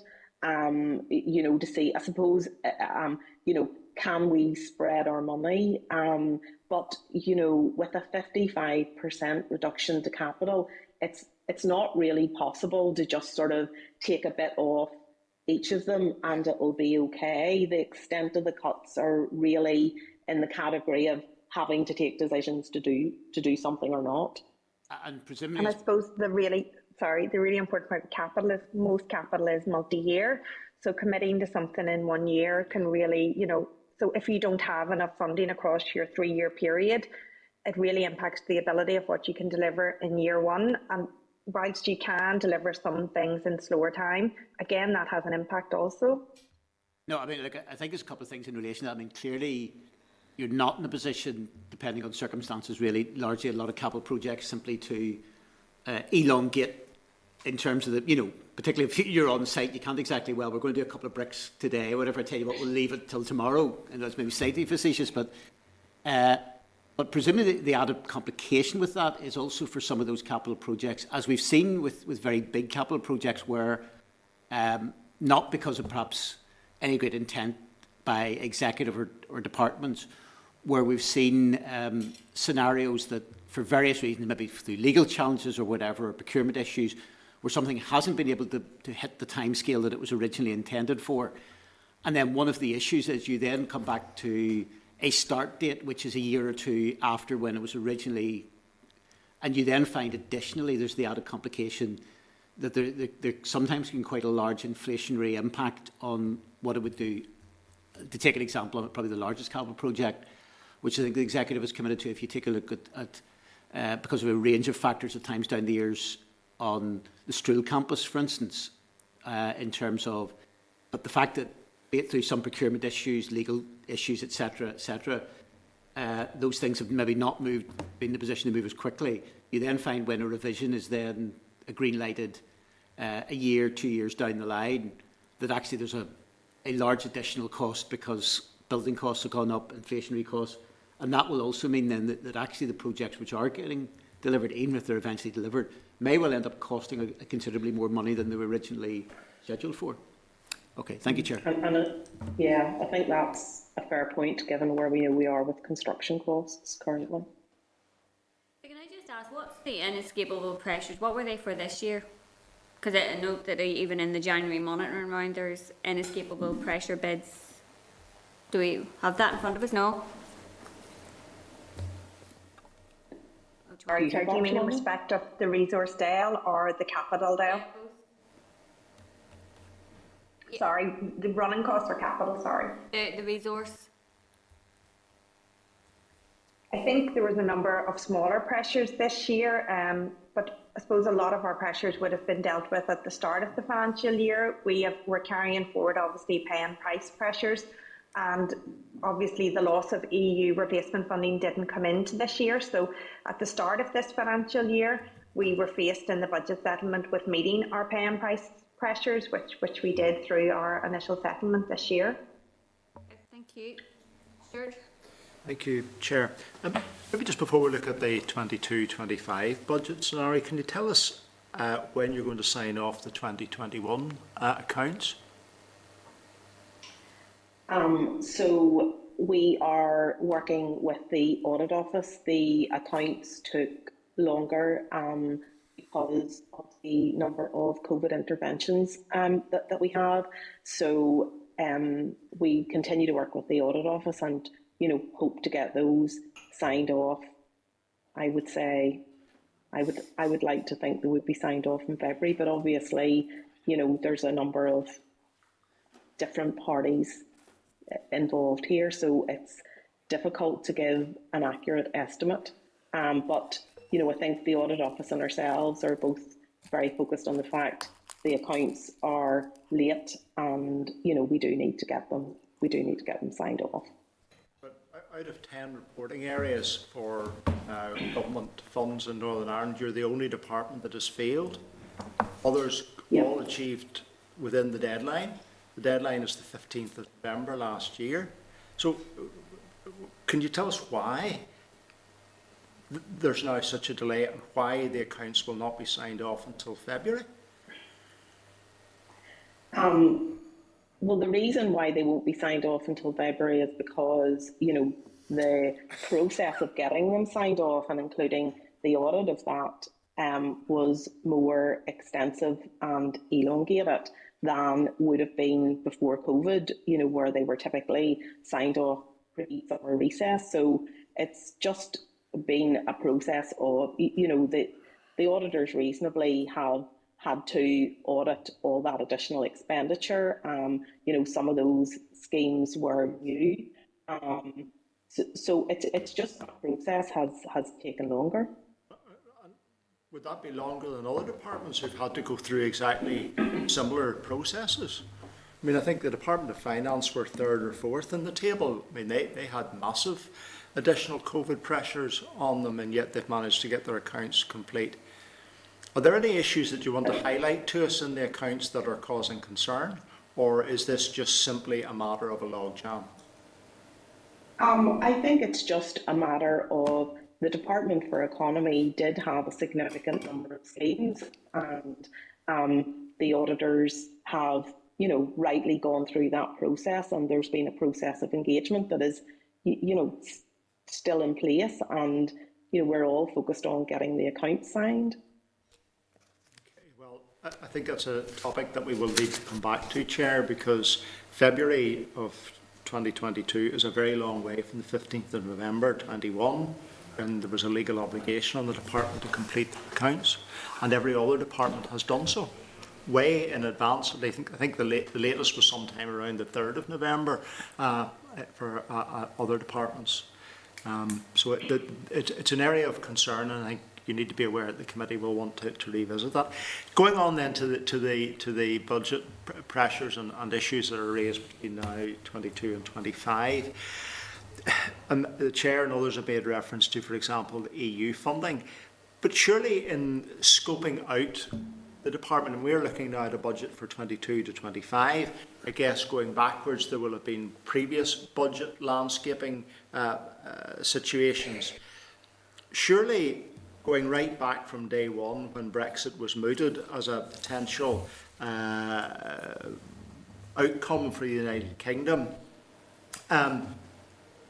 the dependency of the department on EU funding has to have been highlighted, and surely successive ministers have to have been warned.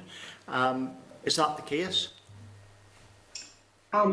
It is the case that it was highlighted about the Invest NI budget and the apprenticeships, because they're really core to what we do, and you know, we have been engaging with DOF Supply on that issue as well, to make sure that that was understood. I suppose it goes back, you know, to the decision across the Northern Ireland bloc to use EU funding for those areas, which was right at the time, but you know, now as a department, the budget hasn't dealt with the lack of funding for those areas. And where were the red flags for that en route to where we are today?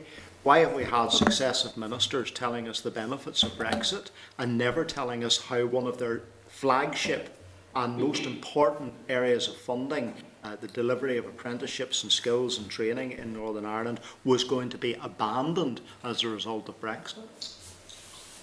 Well, I think this is more about how the UK government has decided to deal with the replacement funding.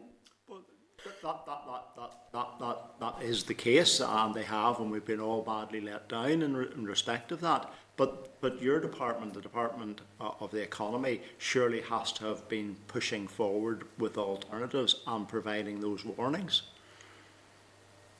Well, as I said earlier, you know, we have been engaging with Supply about it. This is something that, you know, has come to the committee in the past.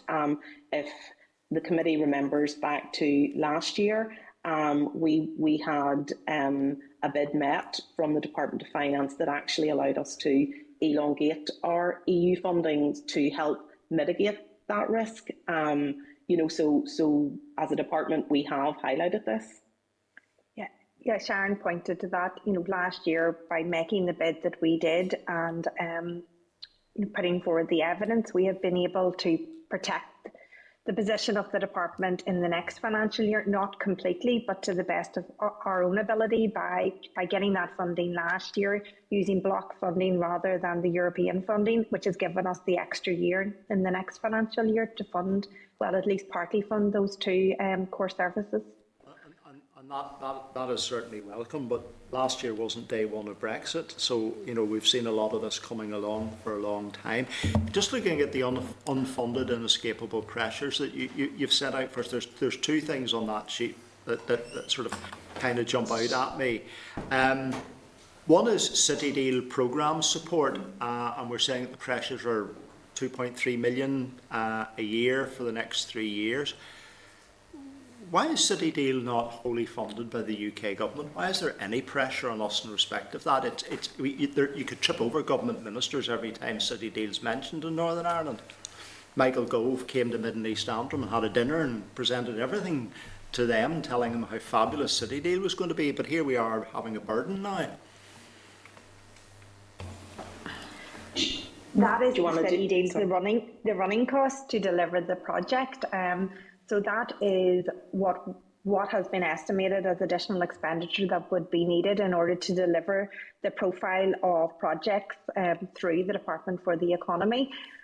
The funding allocation that is to be given from Treasury is a capital allocation, whereas this is the running cost. And whilst we as a department have tried where possible to capitalise any of the running costs, because these are what really is the project management side of it and the governance, that these costs cannot be capitalised. So the funding has not come from the UK government for the actual running costs in respect of managing these projects. And is that a risk that we run not just in relation to City Deal, but to a whole raft of capital funded projects, predominantly those which come from the UK government? Is that a risk that we're now facing going forward, that while on the surface many of these schemes are exciting and innovative and people run and jump and grab them very quickly, that there is actually an underlying cost? I think it is a risk, and projects need to consider the whole costs of delivery, not just the capital, because as Joanna said, and most departments will be the same, they will capitalise costs where it's appropriate to do so, but sometimes that's just not possible for all of them. So it's always a risk, and I suppose that goes back to the importance of business cases and considering those whole life costs and all elements of cost. And I suppose it's also important to point out as well, we're pointing to the resource element of City Deals, but in the capital, there's an impact on the capital available as well from the City Deals, because the Finance Ministry, had set out that, there is a timing difference between what's coming in from UKG to us in regards to that, and that timing difference has to be met from normal executive funding. These are ultimately hidden costs, or certainly if they're not hidden to you, they're certainly hidden to the rest of us in terms of how these schemes actually pan out. Can you give us a little background to the FE College's holiday pay liability? I'm sure members are aware of the ongoing, settlements in regards to all organisations in relation to holiday pay. So the negotiations are ongoing in the FE colleges. There are the same negotiations taking place across the public sector and other public sector organisations. So this is not only an FE, pressure. This is one that is faced across all areas. But for your department, it's a pressure of 3.2 million that you have to bear this or in the next financial year. Yeah. In relation to a number of schemes, and this might be going too deeply down into a scheme, tourism is vitally important for us in Northern Ireland, and if we are to make any of the to recover our tourism industry going forward, hopefully as we move out or away from the pandemic. I understand that the Northern Ireland Tourist Board, or at least those involved in tourism, spent some £150,000 on consultancy in relation to developing a conference strategy for Northern Ireland. And that now requires an investment of some £1 million. But my understanding is that you've abandoned that expenditure at the cost of £150,000 for consultancy. I'm not aware of that. Are you, Joanna? I'm not aware of that, no. Can you then come back to us in respect of that? That would be helpful. And just finally, Chair, two things. The reduction in the number of places in HE and FE would be very concerning, given all of the things that we've been looking at, particularly through the pandemic, in relation to where we are for, just take one sector, a major sector, health, going forward. The number of medical students, the number of others that are now required to do degrees or other further education qualifications, and yet we're seeing those places cut. We have a tired and exhausted and reducing number of qualified health staff right across Northern Ireland. Surely coming out of this pandemic, one of the things we need to do in terms of recovery is to determine how on earth we're going to fill those gaps going forward, and yet you're telling us that you're reducing the number of student places. Well, I think, just to be clear, we're not saying that we are reducing the number of student places, but we're saying it's an option that we have to consider, because, you know, as I have said a few times, the amount of funding that DFE spends on education and skills, you know, we can't set that aside, or, you know, we just won't be able to balance the books. If the envelope isn't any bigger, then you're going to have to run around, and it's one of the options, and I accept that it's an option, but you've put it there, and it's a very serious one, and it's one that the people can. Just finally, and again, there will be a massive, if the UK government doesn't resolve this issue, there will be a massive impact on energy costs going forward in relation to where we are at the moment. To what extent has that been factored in relation to all of the schemes, indeed your own department's activities that you fund, because you are in physical buildings and you are in spaces which have to and require to consume large amounts of energy? And, you know, I think that's a very good point. These pressures were presented to the Department of Finance at a point in time. And as Joanna referred to at a point earlier, you know, time moves on and things change and things happen. And I suppose energy is one of those things that really has increased significantly. And it certainly would be a concern of mine that within those pay and price pressures, you know, and we also see inflation running at a much higher level than we have typically seen. So that is a concern for me, that certainly for some of those pay and price pressures, you know, they may well be more than what's there. Appreciate your help with those questions, and some of them which we will undoubtedly be returning to. Thank you, Chair. Thanks, Stuart. Can we bring Matthew into the spotlight, please? Thank you, Chair, and thank you again to Joanna and Sharon for a presentation which is actually really comprehensive and frank. Just so we're clear about it, on the slide which is unfunded inescapable pressures, the largest, and I know I'm reiterating, but for the record again, the largest pressure on the Economy Department's budget over the period of the spending review is loss of EU structural funding. Is that correct?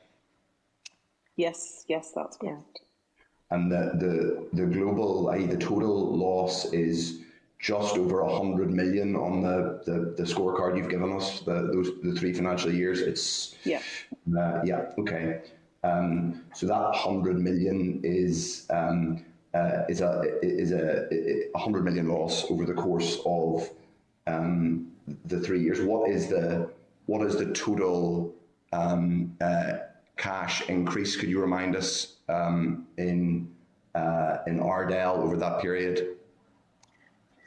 So 10.6 million the first year, 21.3 the second year, and then 20.3 the third year. So basically by year 3, we will have a £20 million, and that's not a baseline increase, so that's also worth noting. So, you don't know where you're going to be the next year, but as part of the spending package, we will have an additional 20 million by year 3, and that's set against those 47 million alone from loss of EU structure fund for core DFE services.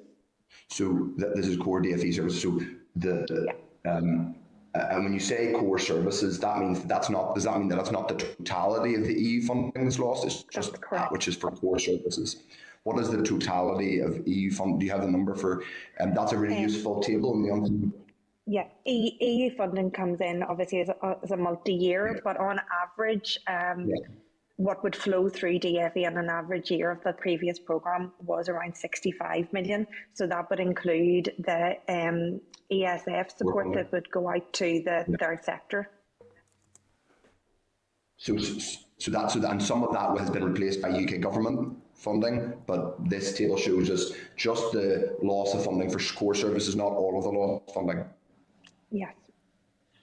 Okay, so those numbers in every year of the spending review, the loss of EU funding is greater than the overall. Just the loss of EU funding before you come on to other pressures is greater than the total increase on the entire departmental budget in Ardell terms. Yeah, the lack of replacement, yes, for EU funding is greater than what we will receive as part of the proposed settlement.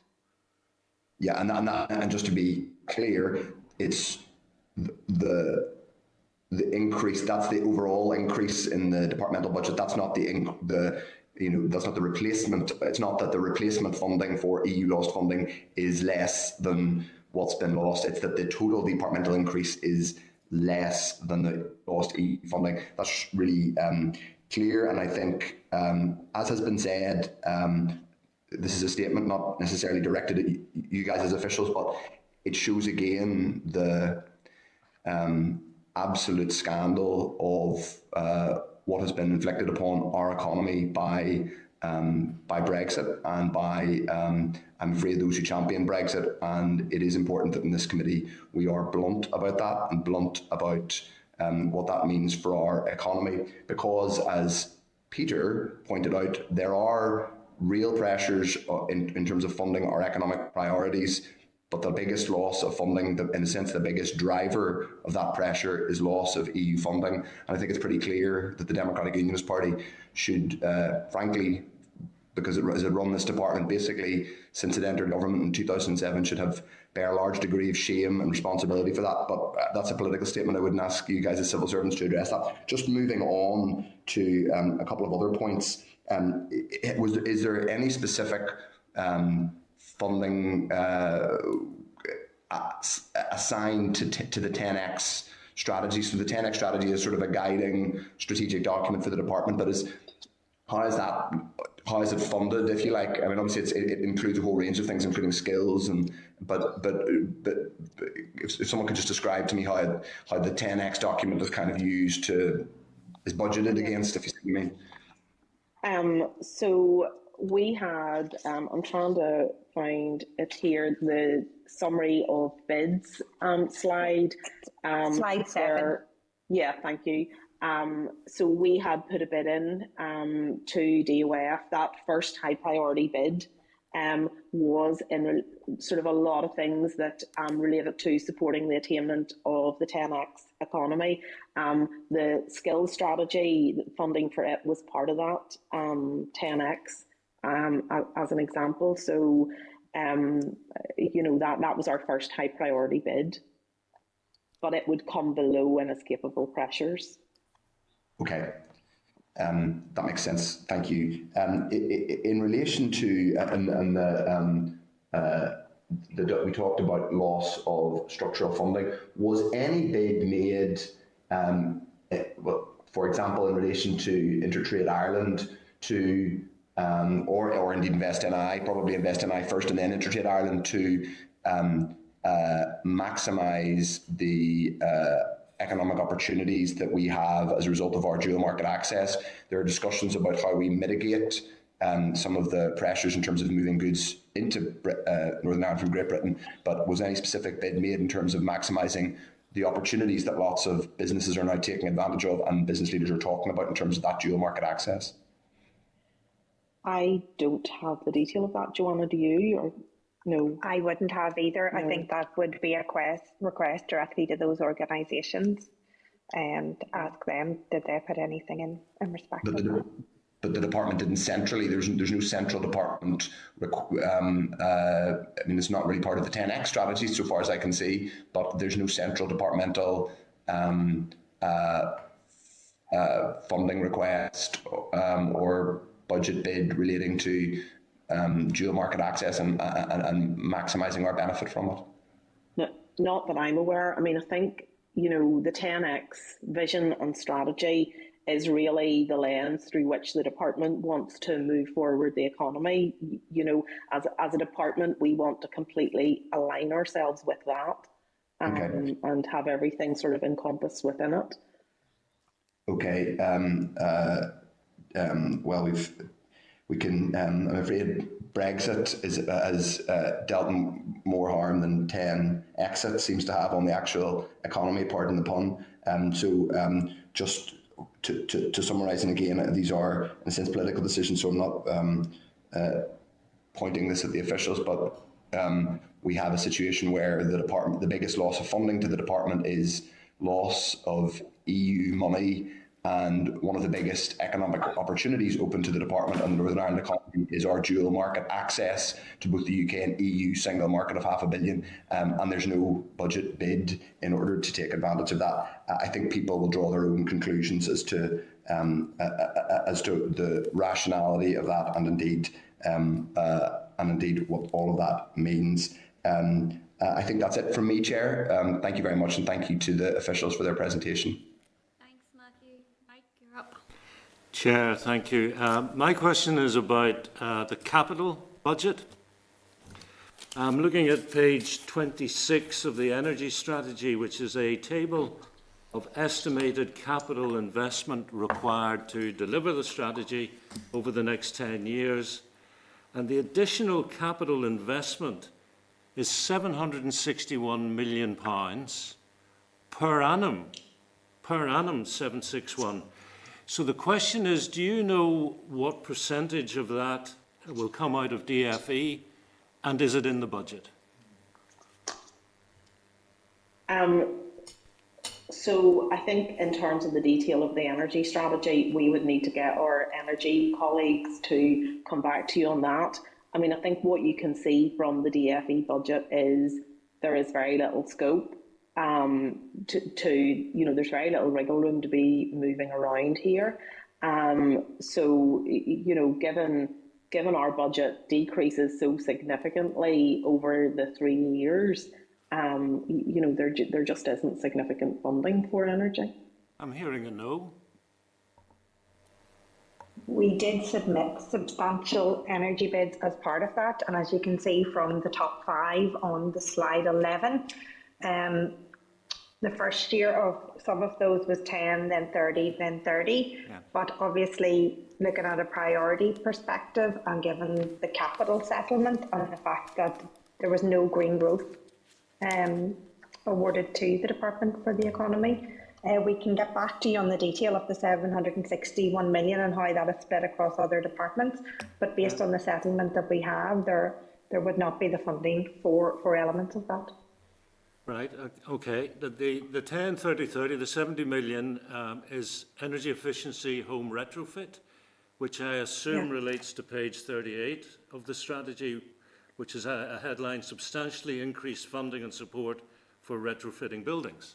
And so that's fine, you have got a budget line for that, but you're telling me you don't have a budget line to deliver the additional capital spending, which is essential to delivering this strategy, which basically holds the strategy below the waterline. As we point out on that slide, there was taken away our committed expenditure. There is only £73 million in year one. Many of those projects, as you can see from the strategy, are multi-year. So taking into account the fact there's 73 million in year one, that falls to 34 million by year three. And you can see from even just the retrofit that it's a 200% increase in what would be required in that if we made the commitment to do that. Okay, well, again, I appreciate the candour, and all I would say, Chair, is unless the huge majority of the 761 is coming elsewhere from other budgets, private sector or whatever, this strategy ain't taken off. Right. Can we bring John O'Dowd into the spotlight, please? Thank you, Chair. I'm just looking at the slides, and looking at the slide entitled Landscape refers to economic pandemic. Risks remain, such as scarring and economic inactivity remains high. Need to nurture economic recovery to minimise damage, etc., etc., etc. How does that fit in with the department's handing back £30 million of economic recovery funding, which we discussed in your previous presentation? So I think, we have told you the reasons why the money was handed back this year.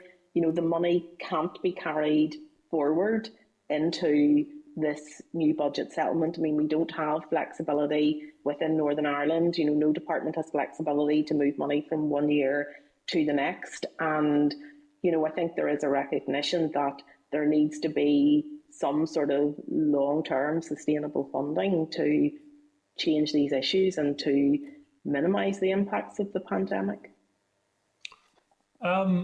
This is the centre of my concerns around the department.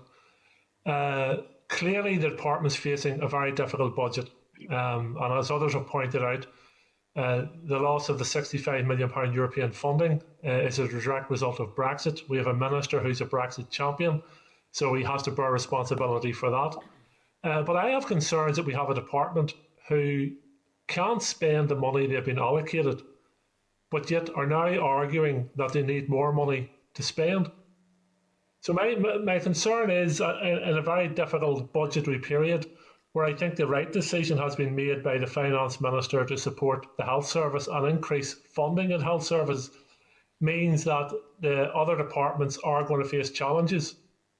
But I have to, as somebody on a scrutiny committee, have to be able to scrutinise it in a way and say, well, look, does the department I scrutinise present me with a valid argument, one, for more funding, or are they spending the funding they have to the best of their ability in the areas which are priority?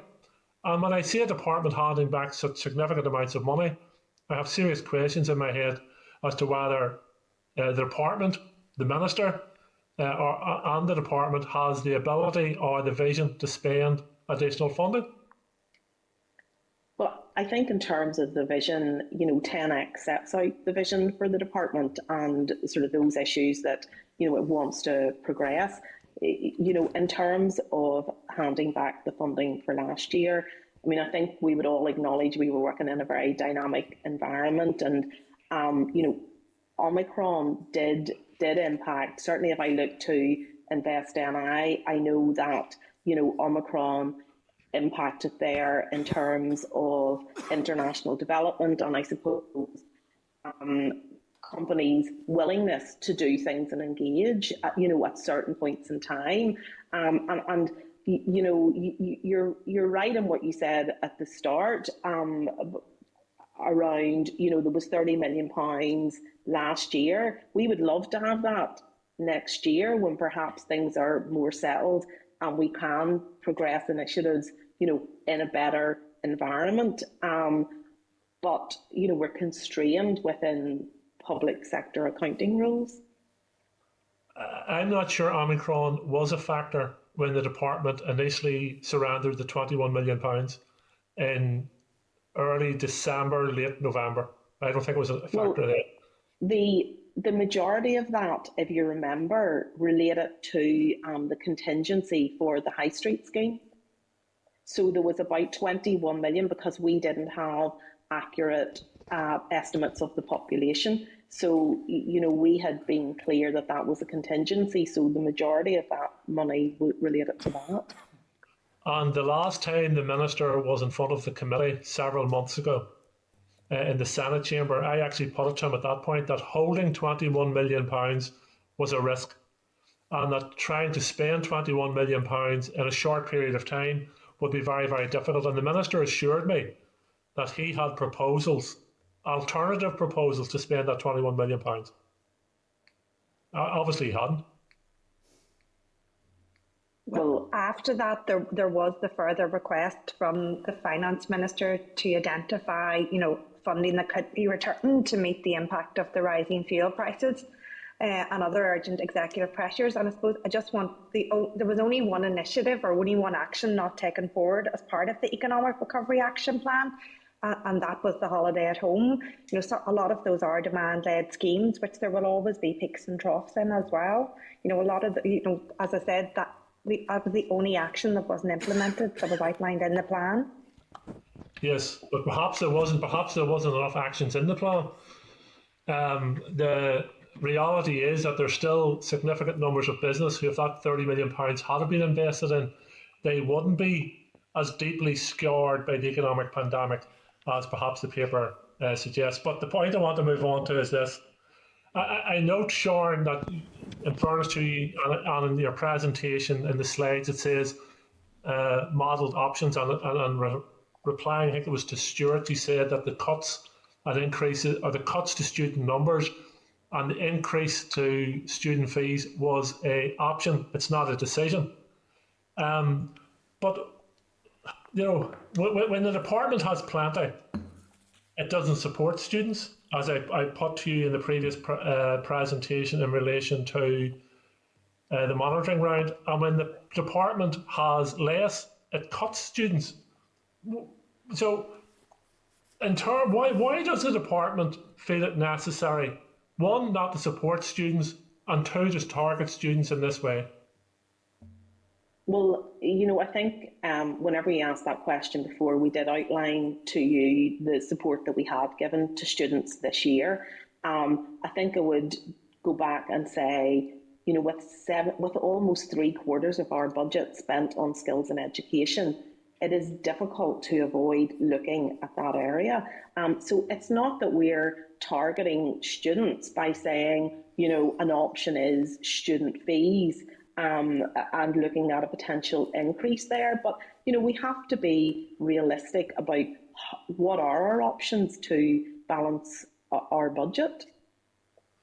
Well, and Sharon and Joanne, none of these comments are directed directly at yourselves, because I don't envy your task in terms of coming before the committee and defending some of which I think are political decisions in the papers that we have before us today. So none of this is directed towards yourselves as individuals or personalities. But I have to say a 59%, proposed 59% increase in student fees from September 24 is completely unacceptable. We're talking about, in September 2024, those students going into studying then would have been 8 or 9 years of age in 2016 when the current minister supported Brexit. And as a result of supporting Brexit, lost his own department now £65 million. But those students who had no vote, no say in Brexit are expected to pay 59% extra for their education in September 24, which is completely unacceptable. Am I right in thinking that any increase or proposed increase in student fees will have to go to the executive for discussion and approval? Well, I suppose just first of all, I would like to make it clear that, you know, the minister hasn't agreed to any of these proposals, and they are just proposals. But yes, my understanding is that that would probably have to go to the executive. And finally, from myself, the department has faced criticism over its handling of equality impact assessments and is currently under investigation by the Equality Commission in regards to the exclusion of 16 and 17-year-olds from the Shop Local card scheme. And one of the problems they find themselves in constantly is that they don't start the equality impact assessment early enough in the decision-making process. The modelled options before us, has there been any equality impact assessment carried out on that modelling exercise? No, there hasn't been detailed equality impact assessment carried out, and that would obviously need to be done. And I mean, you can see from these options, some of them probably would require public consultation, as well. So, we are mindful that that is a process that we have to go through. But, we've just sort of received the budget towards the end of November, and at the minute we are considering options, and that's what we're briefing the committee on at the minute. I don't want to give the impression that these options, there's extensive work done on them, and that we are actually moving forward to things like an equality impact assessment, because we're just not at that stage yet. But we're mindful that that absolutely would need to be done. Well, I would say that best guidance from the Equality Commission informs departments that the earlier you start an equality impact assessment in the decision-making process, the better the decision at the end of the better equality outcomes there are at the end of the process. So I think the earlier it started, even in terms of modelling, the better the outcomes will be. But thank you. Thanks, John. I don't have anybody else indicating to come in at this point, Joanna and Sharon. So thank you for your comprehensive briefing and answering all of our questions. And we will follow up where we have other queries for particular policy areas. I think that we also have to provide a response for the Finance Committee. Is that correct, Peter? Which will be collated from contributions today and from your slides. So thanks for joining us, and it was very useful as always. Thank you. Thank you. Thank you. Do you have anything to? No, Chair, just that the members will be aware we have the usual process with the Finance Committee where they will collate responses around the budget process. Obviously, the budget is still out for consultation until, I want to say, the 7th of March. So it's fluid. As members have discovered, during the presentation, it also impacts very heavily on other things we're looking at in terms of the energy strategy, the skills strategy that will be coming forward, and so on. So it complicates scrutiny of those things. So we have the energy strategy in the pack, but what the department has indicated in terms of ability to fund the strategy does make scrutiny of it more difficult, in addition to there not being an action plan. And I appreciate for the department not necessarily knowing in terms of how funding will go that an action plan is quite complex, but it's just for members to be mindful of that as we go forward, that will be a key factor in scrutinising any of these strategies is the ability to fund as they are written. But if members are content to agree to share the slides from the department, they tell a very clear story about what the department's options are in terms of modelling and so on. So if members are content, we share those with the Finance Committee. It gives them a very clear picture with a cover letter just indicating the issues members have highlighted. Obviously, there will be further work and debate and so on around the budget, and we will pick this up again when that comes along. But if members are content, we'll take forward those actions in terms of forwarding and writing to the Finance Committee. Chair had also referenced there's a number of detail requests throughout the briefing that we have noted down, and we put those through in our Dallow readout for further detail. And there's a couple of things that the officials have indicated they will look at and bring forward as well. So we gather all that up. Okay, well look, we are going to move to item number 5, which is the energy strategy, but the budget and January monitoring briefing went on a little bit longer than we anticipated. So what we are going to do is do item 5, the closed session on the bills, but there are a couple of things within the matters arising and correspondence that we also need to deal with, and the SR that we need to deal with. So Peter, can we deal with the particular items in matters arising and Yeah, Chair, if you want to do that now. Chair, just could I maybe make a suggestion in relation just to item 5? And look, I'm not, people want to wax lyrically or whatever, or maybe do whatever they want to do in relation to energy policy, I think is fine.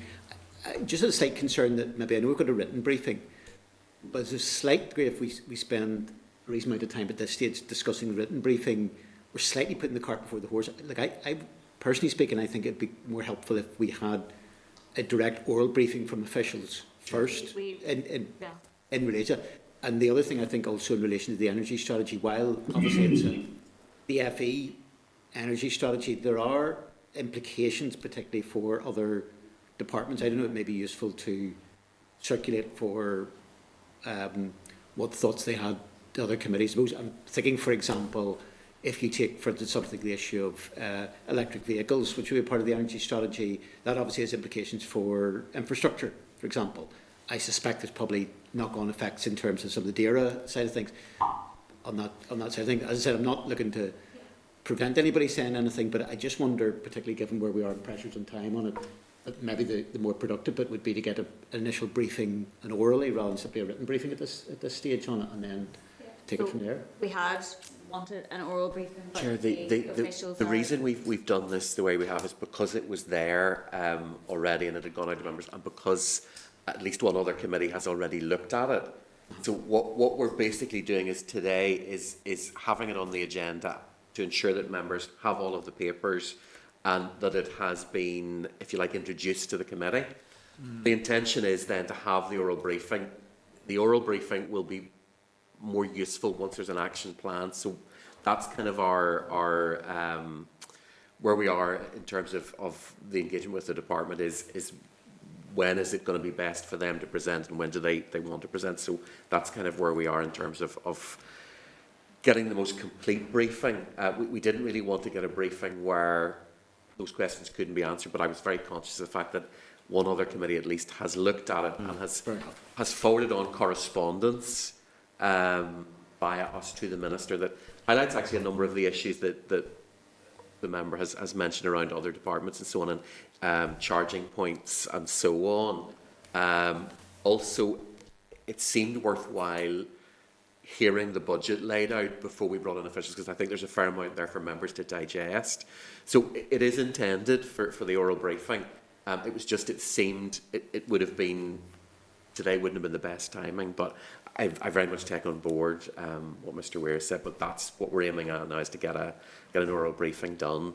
But it was just really today to get the information to members and for them to have some of the background to in the budget. That's fair enough, obviously. And it was indicated that the action plan will be January. In the original document, it indicated the end of 2021 in the strategy itself, but we're anticipating it fairly soon. But it just, if I can put it this way, an action plan makes the strategy just, it lays it out in a way that you can see building blocks and how it'll work, and it's just works better to brief around that. So that's kind of what we'll aim at. Okay. So for noting at the minute, Chair, but we will bring that back with the view to a full briefing and hopefully having the action plan with that. Okay. So if we move to deal with the items and matters arising. Yes, Chair. So yeah, so there's particular ones in relation to the ESF. And I think it's a correspondence that relates to that as well. But it's just to ask that members agree that we do an informal briefing with organisations that have contacted us in relation to ESF. We've had a high level of correspondence on this, Chair, and it's really just a case of being able to get people together to tell us what their impact is. That would be complex in a committee briefing, so if we look to do it as an informal, if members are content. Great. And then secondly, there has been correspondence in relation to, and I can't find it here, the travel agents. Yes. We want to also do an informal meeting with travel agents. Welcome. The issues there are new and complex and aren't necessarily just about restrictions, they're also about public reactions and so on as well. So it's just to try and get a handle on what exactly those issues are. So the energy strategy then, item 5, as Peter has laid out, we have it on there to note, ensure that members have the strategy and the various other documents that accompany the strategy, including our own micro-inquiry report. There is that letter from the Agriculture, Environment and Rural Affairs Committee, and as we have also indicated that we are hoping to have the oral briefing from officials at some point in the near future, hopefully when the action plan is published, and also we have the minister on the 26th of January, so obviously that's an opportunity discussion at that. So unless members have any particular points that they want to make in relation to the energy strategy at this point, we will have the more comprehensive discussion in an oral briefing. Yes, Chair. Okay. So what we're going to do is we're going to deal with matters arising in correspondence by correspondence. By correspondence, yes. And we are members going are to. content to Do you want to do the SR before we go into closed session? We'll do the SR first, and then we can take the closed session last. That's probably the best way to do that.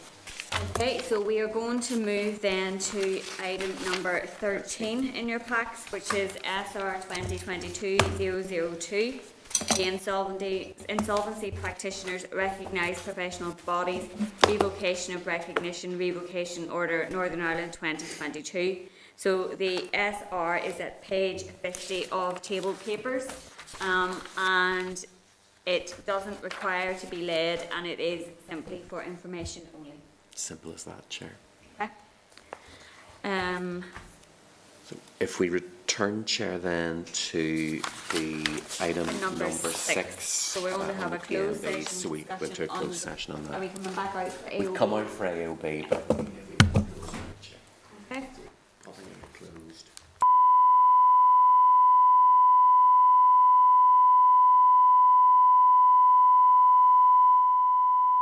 This is the Northern Ireland Assembly Committee Room 30. This is the Northern Ireland Assembly Committee Room 30.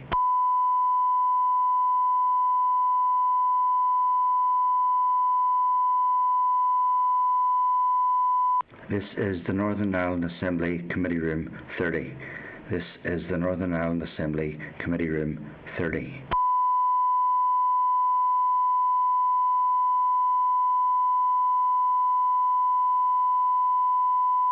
This is the Northern Ireland Assembly Committee Room 30. This is the Northern Ireland Assembly Committee Room 30.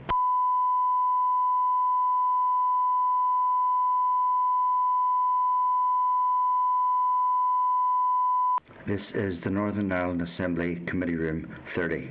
This is the Northern Ireland Assembly Committee Room 30.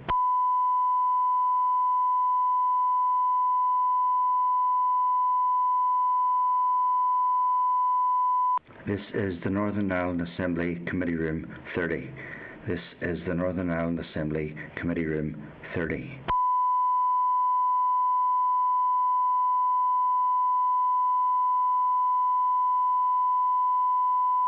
This is the Northern Ireland Assembly Committee Room 30. This is the Northern Ireland Assembly Committee Room 30.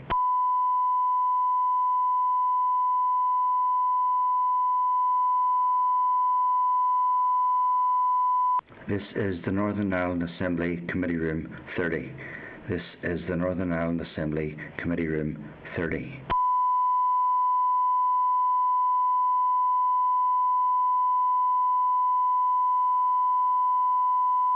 This is the Northern Ireland Assembly Committee Room 30.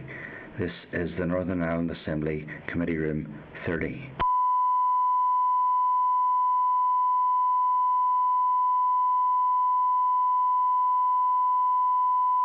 This is the Northern Ireland Assembly Committee Room 30. This is the Northern Ireland Assembly Committee Room 30.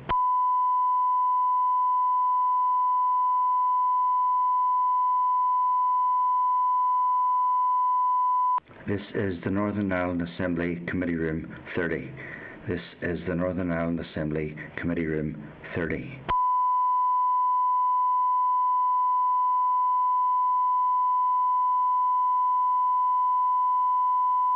This is the Northern Ireland Assembly Committee Room 30. This is the Northern Ireland Assembly Committee Room 30.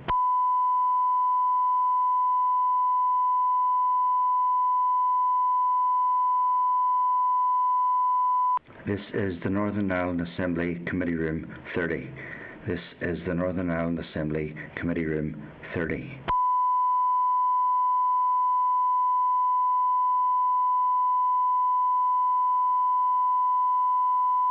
This is the Northern Ireland Assembly Committee Room 30. This is the Northern Ireland Assembly Committee Room 30.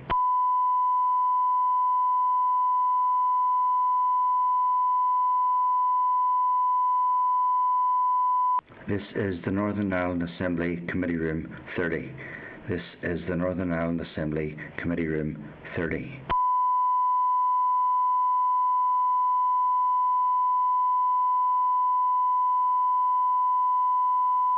This is the Northern Ireland Assembly Committee Room 30. This is the Northern Ireland Assembly Committee Room 30.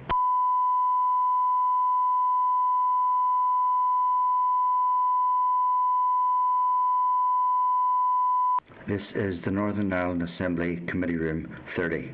This is the Northern Ireland Assembly Committee Room 30.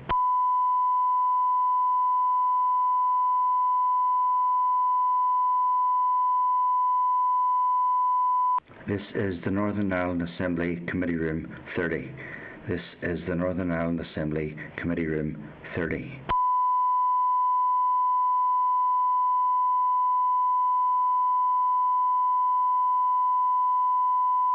This is the Northern Ireland Assembly Committee Room 30. This is the Northern Ireland Assembly Committee Room 30.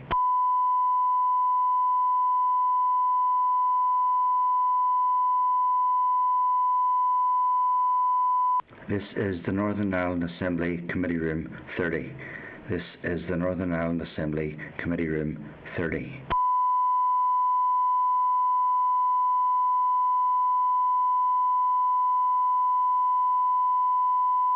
This is the Northern Ireland Assembly Committee Room 30. This is the Northern Ireland Assembly Committee Room 30.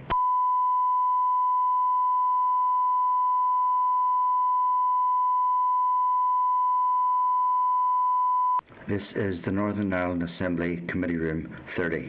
This is the Northern Ireland Assembly Committee Room 30.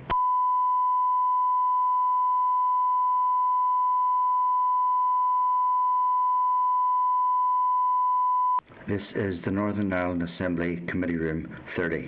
This is the Northern Ireland Assembly Committee Room 30.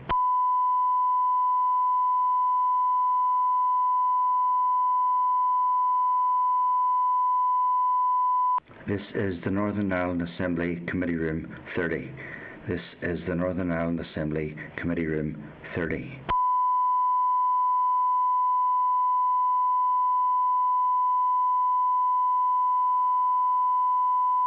This is the Northern Ireland Assembly Committee Room 30. This is the Northern Ireland Assembly Committee Room 30.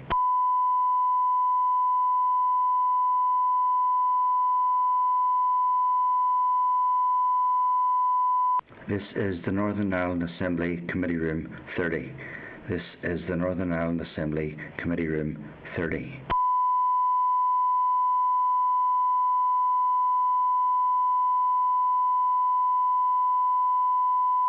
This is the Northern Ireland Assembly Committee Room 30.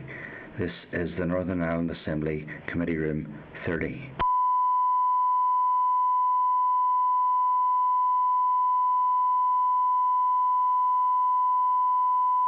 This is the Northern Ireland Assembly Committee Room 30. This is the Northern Ireland Assembly Committee Room 30.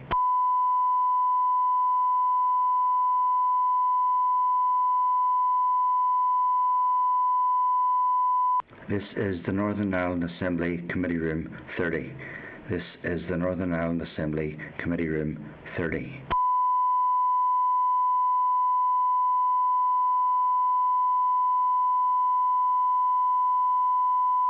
This is the Northern Ireland Assembly Committee Room 30.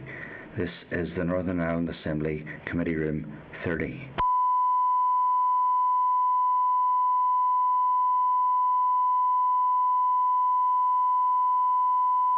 This is the Northern Ireland Assembly Committee Room 30. This is the Northern Ireland Assembly Committee Room 30.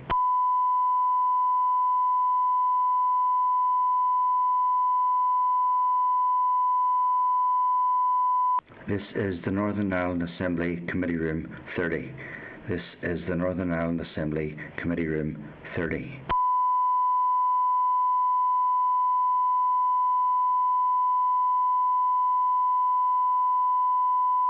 This is the Northern Ireland Assembly Committee Room 30. This is the Northern Ireland Assembly Committee Room 30.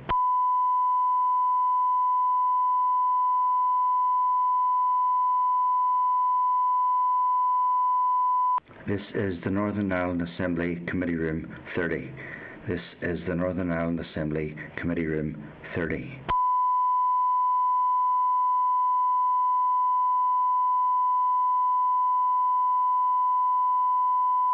This is the Northern Ireland Assembly Committee Room 30. This is the Northern Ireland Assembly Committee Room 30.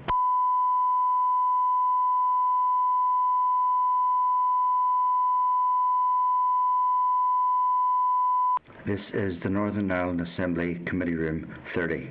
This is the Northern Ireland Assembly Committee Room 30.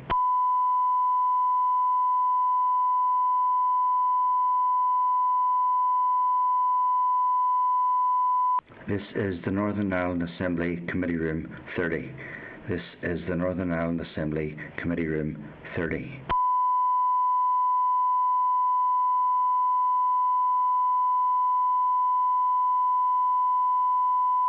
This is the Northern Ireland Assembly Committee Room 30. This is the Northern Ireland Assembly Committee Room 30.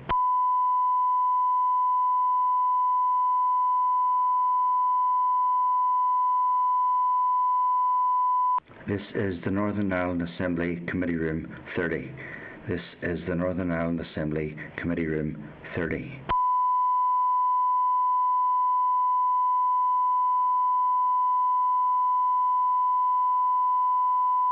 This is the Northern Ireland Assembly Committee Room 30. This is the Northern Ireland Assembly Committee Room 30.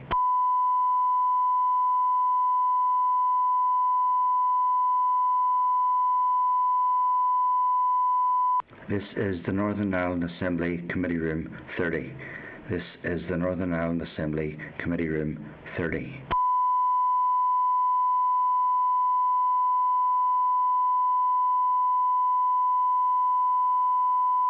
This is the Northern Ireland Assembly Committee Room 30. This is the Northern Ireland Assembly Committee Room 30.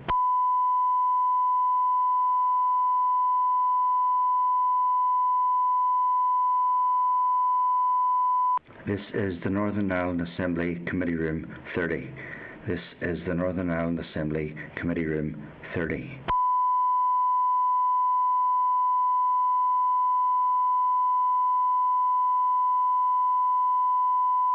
This is the Northern Ireland Assembly Committee Room 30. This is the Northern Ireland Assembly Committee Room 30.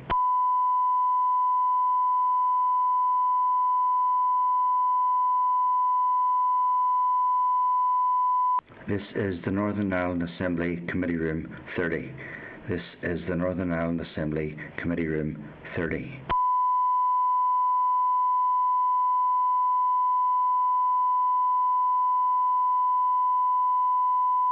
This is the Northern Ireland Assembly Committee Room 30. This is the Northern Ireland Assembly Committee Room 30.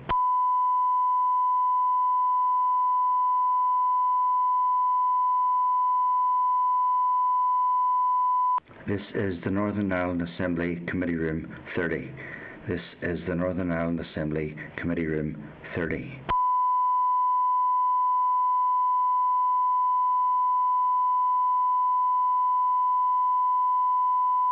This is the Northern Ireland Assembly Committee Room 30.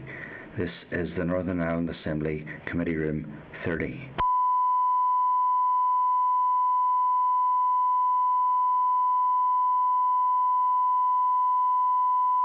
This is the Northern Ireland Assembly Committee Room 30. This is the Northern Ireland Assembly Committee Room 30.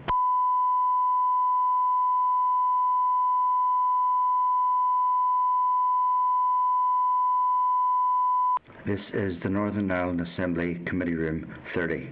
This is the Northern Ireland Assembly Committee Room 30.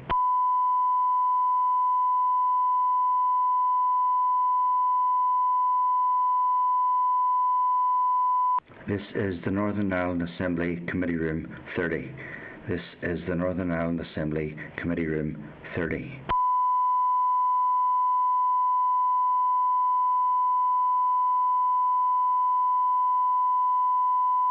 This is the Northern Ireland Assembly Committee Room 30. This is the Northern Ireland Assembly Committee Room 30.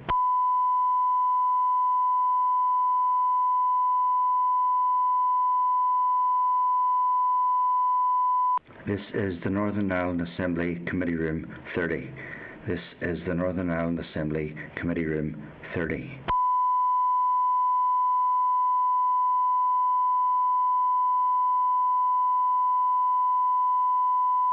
This is the Northern Ireland Assembly Committee Room 30. This is the Northern Ireland Assembly Committee Room 30.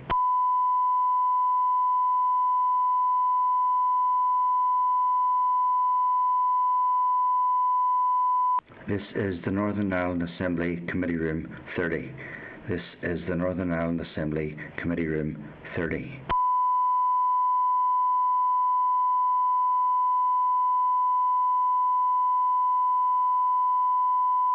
This is the Northern Ireland Assembly Committee Room 30. This is the Northern Ireland Assembly Committee Room 30.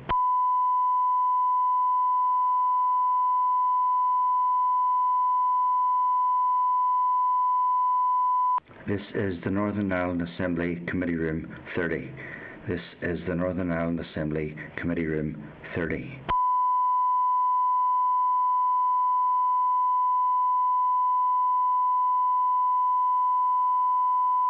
This is the Northern Ireland Assembly Committee Room 30.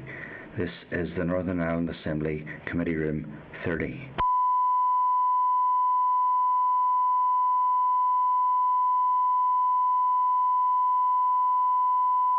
This is the Northern Ireland Assembly Committee Room 30.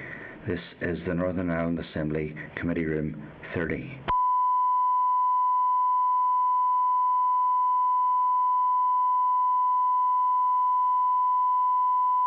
This is the Northern Ireland Assembly Committee Room 30. This is the Northern Ireland Assembly Committee Room 30.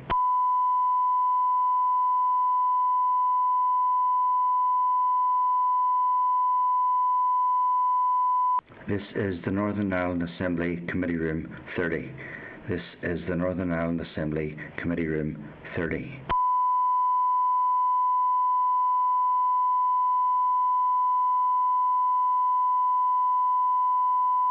This is the Northern Ireland Assembly Committee Room 30. This is the Northern Ireland Assembly Committee Room 30.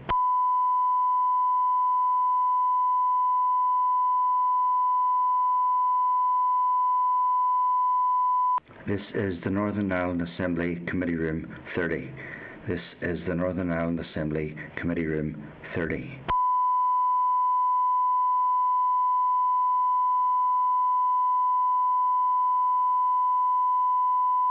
This is the Northern Ireland Assembly Committee Room 30.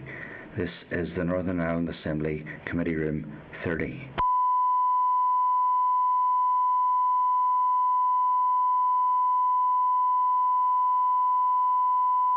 This is the Northern Ireland Assembly Committee Room 30. This is the Northern Ireland Assembly Committee Room 30.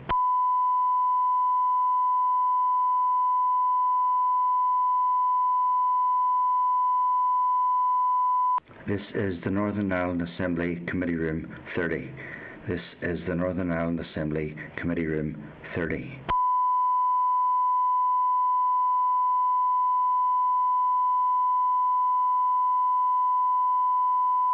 This is the Northern Ireland Assembly Committee Room 30. This is the Northern Ireland Assembly Committee Room 30.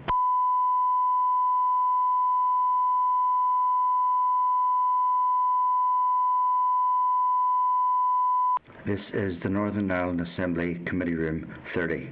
This is the Northern Ireland Assembly Committee Room 30.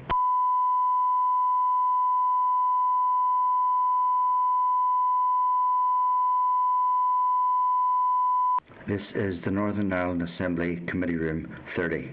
This is the Northern Ireland Assembly Committee Room 30.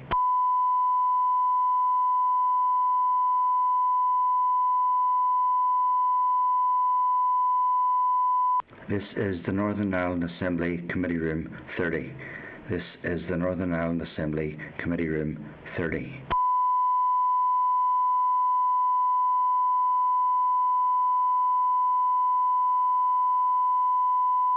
This is the Northern Ireland Assembly Committee Room 30. This is the Northern Ireland Assembly Committee Room 30.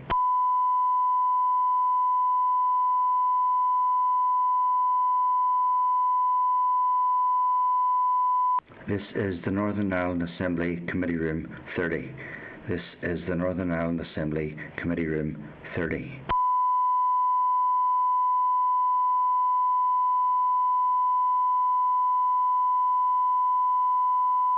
This is the Northern Ireland Assembly Committee Room 30.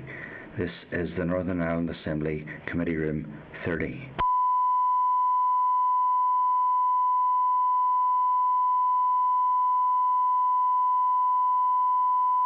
This is the Northern Ireland Assembly Committee Room 30.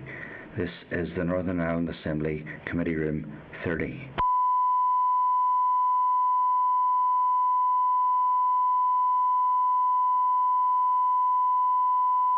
This is the Northern Ireland Assembly Committee Room 30. This is the Northern Ireland Assembly Committee Room 30.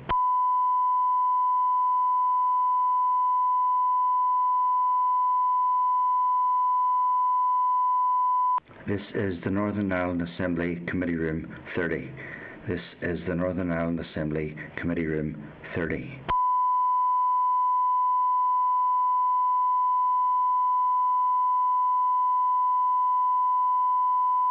This is the Northern Ireland Assembly Committee Room 30.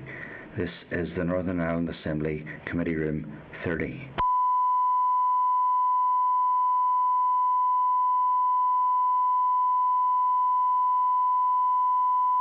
This is the Northern Ireland Assembly Committee Room 30. This is the Northern Ireland Assembly Committee Room 30.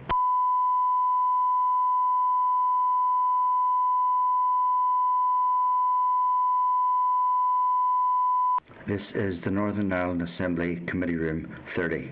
This is the Northern Ireland Assembly Committee Room 30.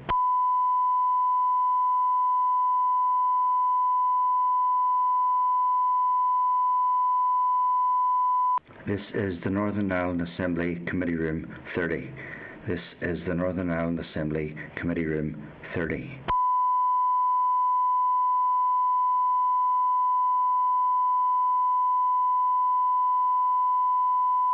This is the Northern Ireland Assembly Committee Room 30. This is the Northern Ireland Assembly Committee Room 30.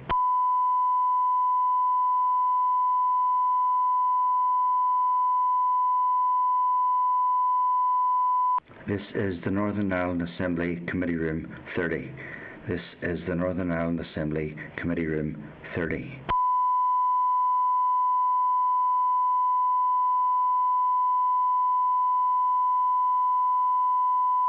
This is the Northern Ireland Assembly Committee Room 30.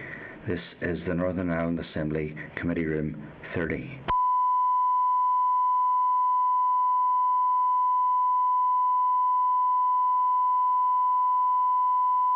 This is the Northern Ireland Assembly Committee Room 30.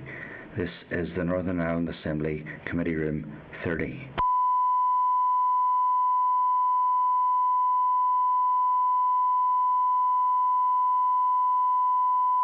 This is the Northern Ireland Assembly Committee Room 30.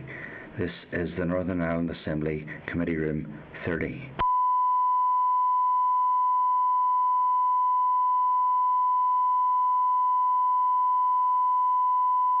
This is the Northern Ireland Assembly Committee Room 30. This is the Northern Ireland Assembly Committee Room 30.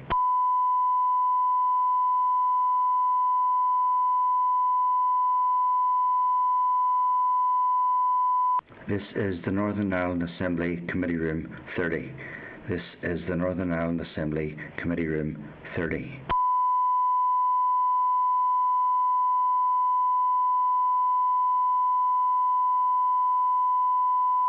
This is the Northern Ireland Assembly Committee Room 30.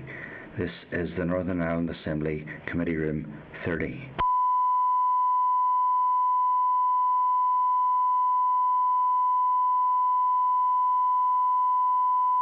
This is the Northern Ireland Assembly Committee Room 30. This is the Northern Ireland Assembly Committee Room 30.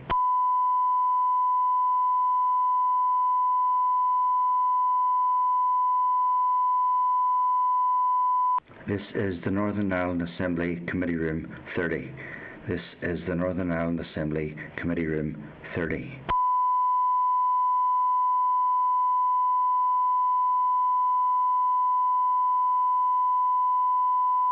This is the Northern Ireland Assembly Committee Room 30.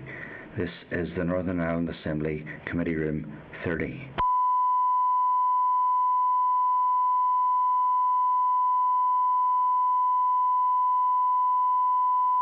This is the Northern Ireland Assembly Committee Room 30. This is the Northern Ireland Assembly Committee Room 30.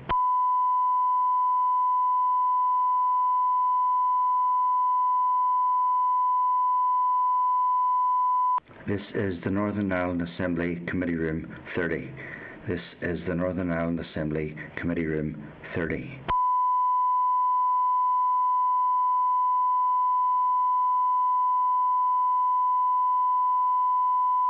This is the Northern Ireland Assembly Committee Room 30. This is the Northern Ireland Assembly Committee Room 30.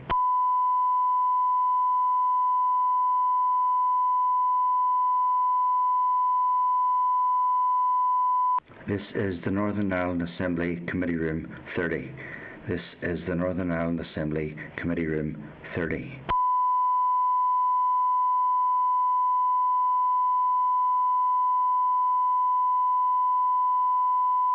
This is the Northern Ireland Assembly Committee Room 30.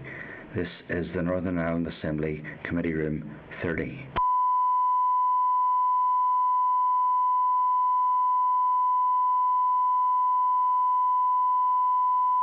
This is the Northern Ireland Assembly Committee Room 30. This is the Northern Ireland Assembly Committee Room 30.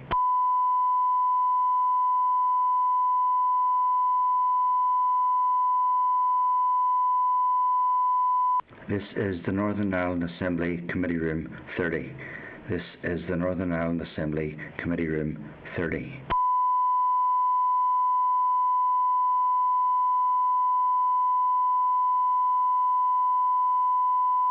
This is the Northern Ireland Assembly Committee Room 30. This is the Northern Ireland Assembly Committee Room 30.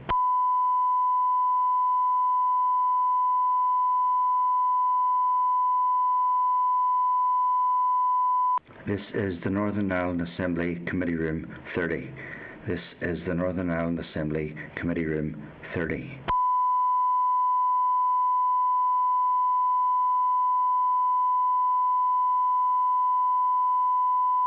This is the Northern Ireland Assembly Committee Room 30. This is the Northern Ireland Assembly Committee Room 30.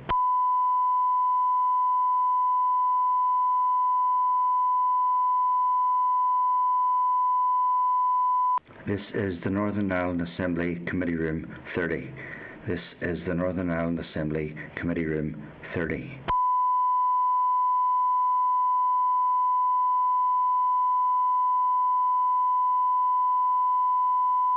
This is the Northern Ireland Assembly Committee Room 30. This is the Northern Ireland Assembly Committee Room 30.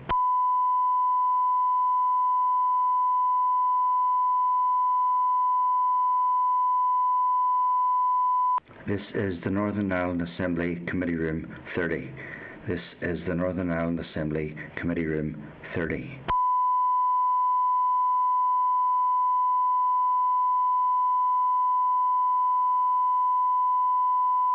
This is the Northern Ireland Assembly Committee Room 30. This is the Northern Ireland Assembly Committee Room 30.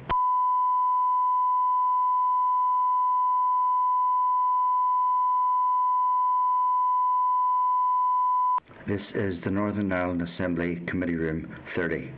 This is the Northern Ireland Assembly Committee Room 30.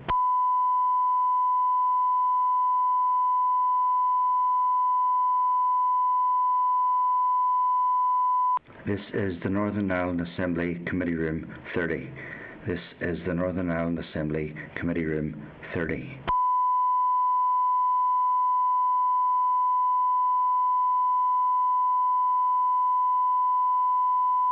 This is the Northern Ireland Assembly Committee Room 30. This is the Northern Ireland Assembly Committee Room 30.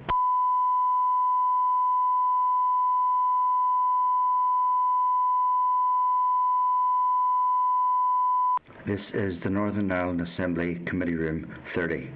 This is the Northern Ireland Assembly Committee Room 30.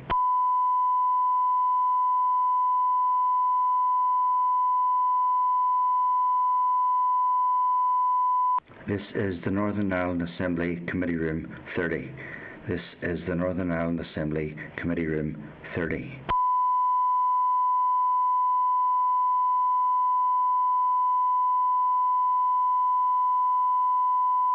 This is the Northern Ireland Assembly Committee Room 30. This is the Northern Ireland Assembly Committee Room 30.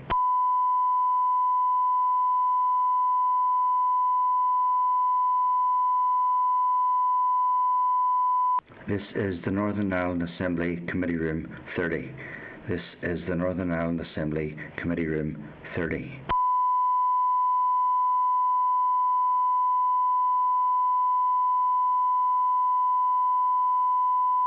This is the Northern Ireland Assembly Committee Room 30. This is the Northern Ireland Assembly Committee Room 30.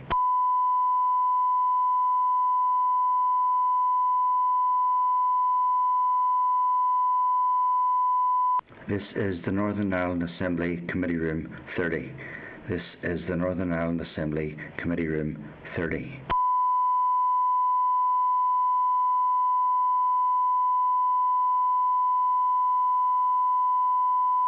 This is the Northern Ireland Assembly Committee Room 30.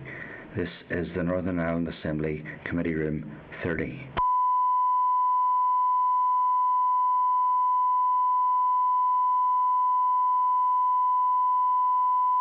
This is the Northern Ireland Assembly Committee Room 30. This is the Northern Ireland Assembly Committee Room 30.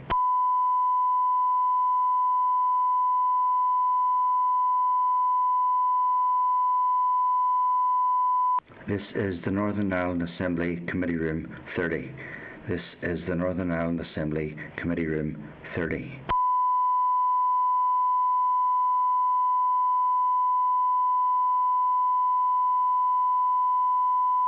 This is the Northern Ireland Assembly Committee Room 30. This is the Northern Ireland Assembly Committee Room 30.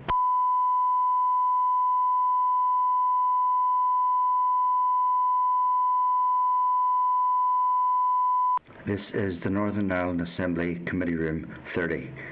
This is the Northern Ireland Assembly Committee Room 30.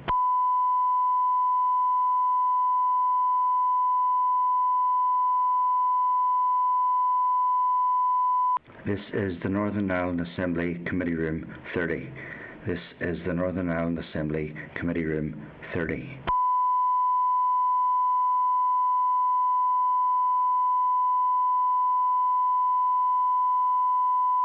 This is the Northern Ireland Assembly Committee Room 30. This is the Northern Ireland Assembly Committee Room 30.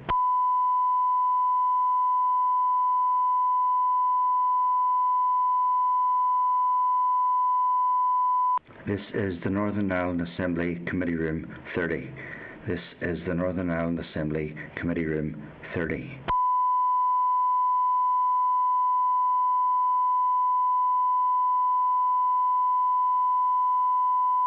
This is the Northern Ireland Assembly Committee Room 30. This is the Northern Ireland Assembly Committee Room 30.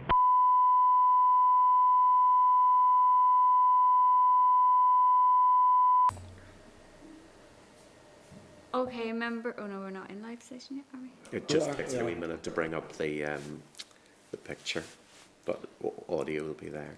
Okay, members, so just to summarise the discussion from the closed session in relation to the two PMBs, if members are agreed that we will proceed then to informal clause by clause potentially formal clause by clause next week for both of the PMBs, the small scale green energy and the domestic abuse safe leave bills, and that we will also write to the department in relation to the domestic abuse safe leave bill, asking for their view on the bill, and also that we agree to share our written evidence that we have received in respect of the bill with the department. So are members happy enough with that? Thank you. We proceed on that basis then, Chair. Thank you. Okay, so we are going to move then to any other business. Yes, Chair. And there was an item of any other business that was raised by Mike, but Mike isn't here, so Peter, do you want to just... It might just be useful just to clarify what the process is. Members will recall that the Chief Executive of Invest NI had resigned, Kevin Holland, and Mr Nesbitt had just asked what's the process now. So members may well have caught in the media, I think it was 21st of December, Mel Chittock was brought in as interim Chief Executive. Mel had been the Executive Director of Finance and Operations within Invest NI, and the Chair of Invest had put out a statement saying a permanent recruitment process will now proceed. So that's really just bringing members up to date with where that's at. And we'll put into our Dallo readout if there's a time scale available for that process, just so that members will have an idea when there might be a new Chief Executive. Okay. So members are content? Yep. So no other items? Chair, can I Go ahead, raise a question? I think I raised it in a previous session, but I'm not sure if we actioned it or whether I did suggest as an explicit action. But should we seek to take evidence from Kevin Holland?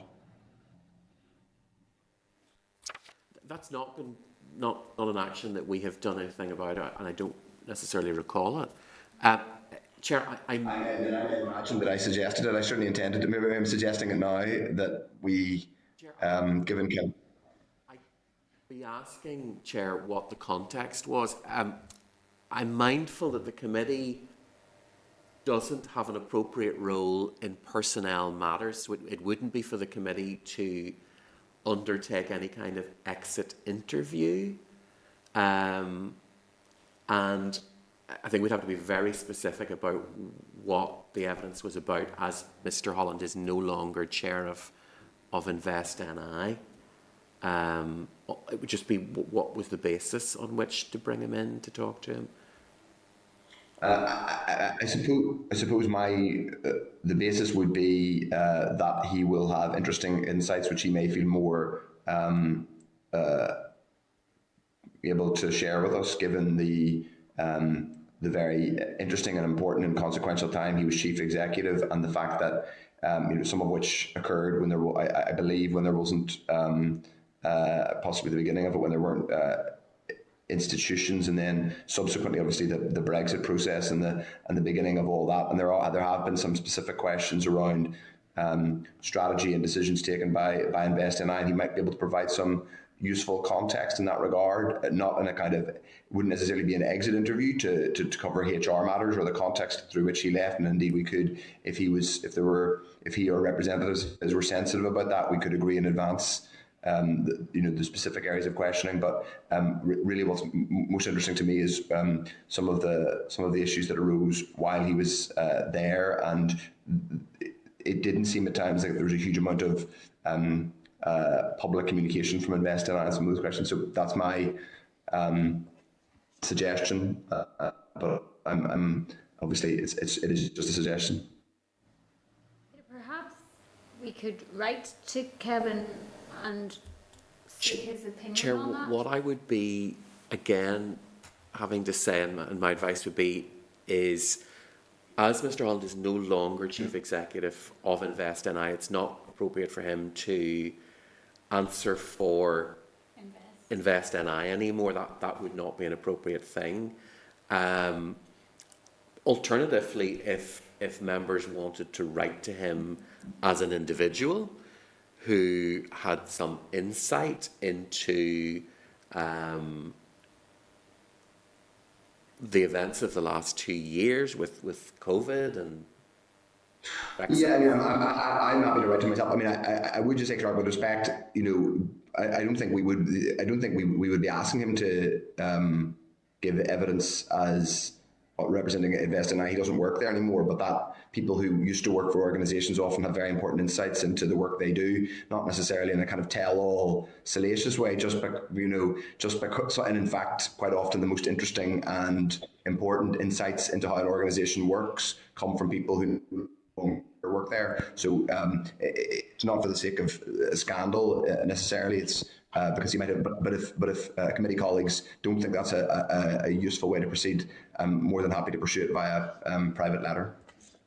Chair, what I might suggest is it's something that we probably need to think about in terms of reference and so on. So can I suggest we bring this back to the committee as an agenda item in closed session next week? If that's acceptable, just to try and bottom that out. Okay, well, we'll put that on the agenda as a closed session for next week. Thanks, Peter. Thank you. So members are happy enough then, we'll move to the next agenda item, which is the date, time and place of our next meeting, and it is Wednesday the 19th of January at 10 a.m. in room 30, which is... Okay, thank you. Thank you very much indeed, Chair. This is the Northern Ireland Assembly Committee Room 30. This is the Northern Ireland Assembly Committee Room 30.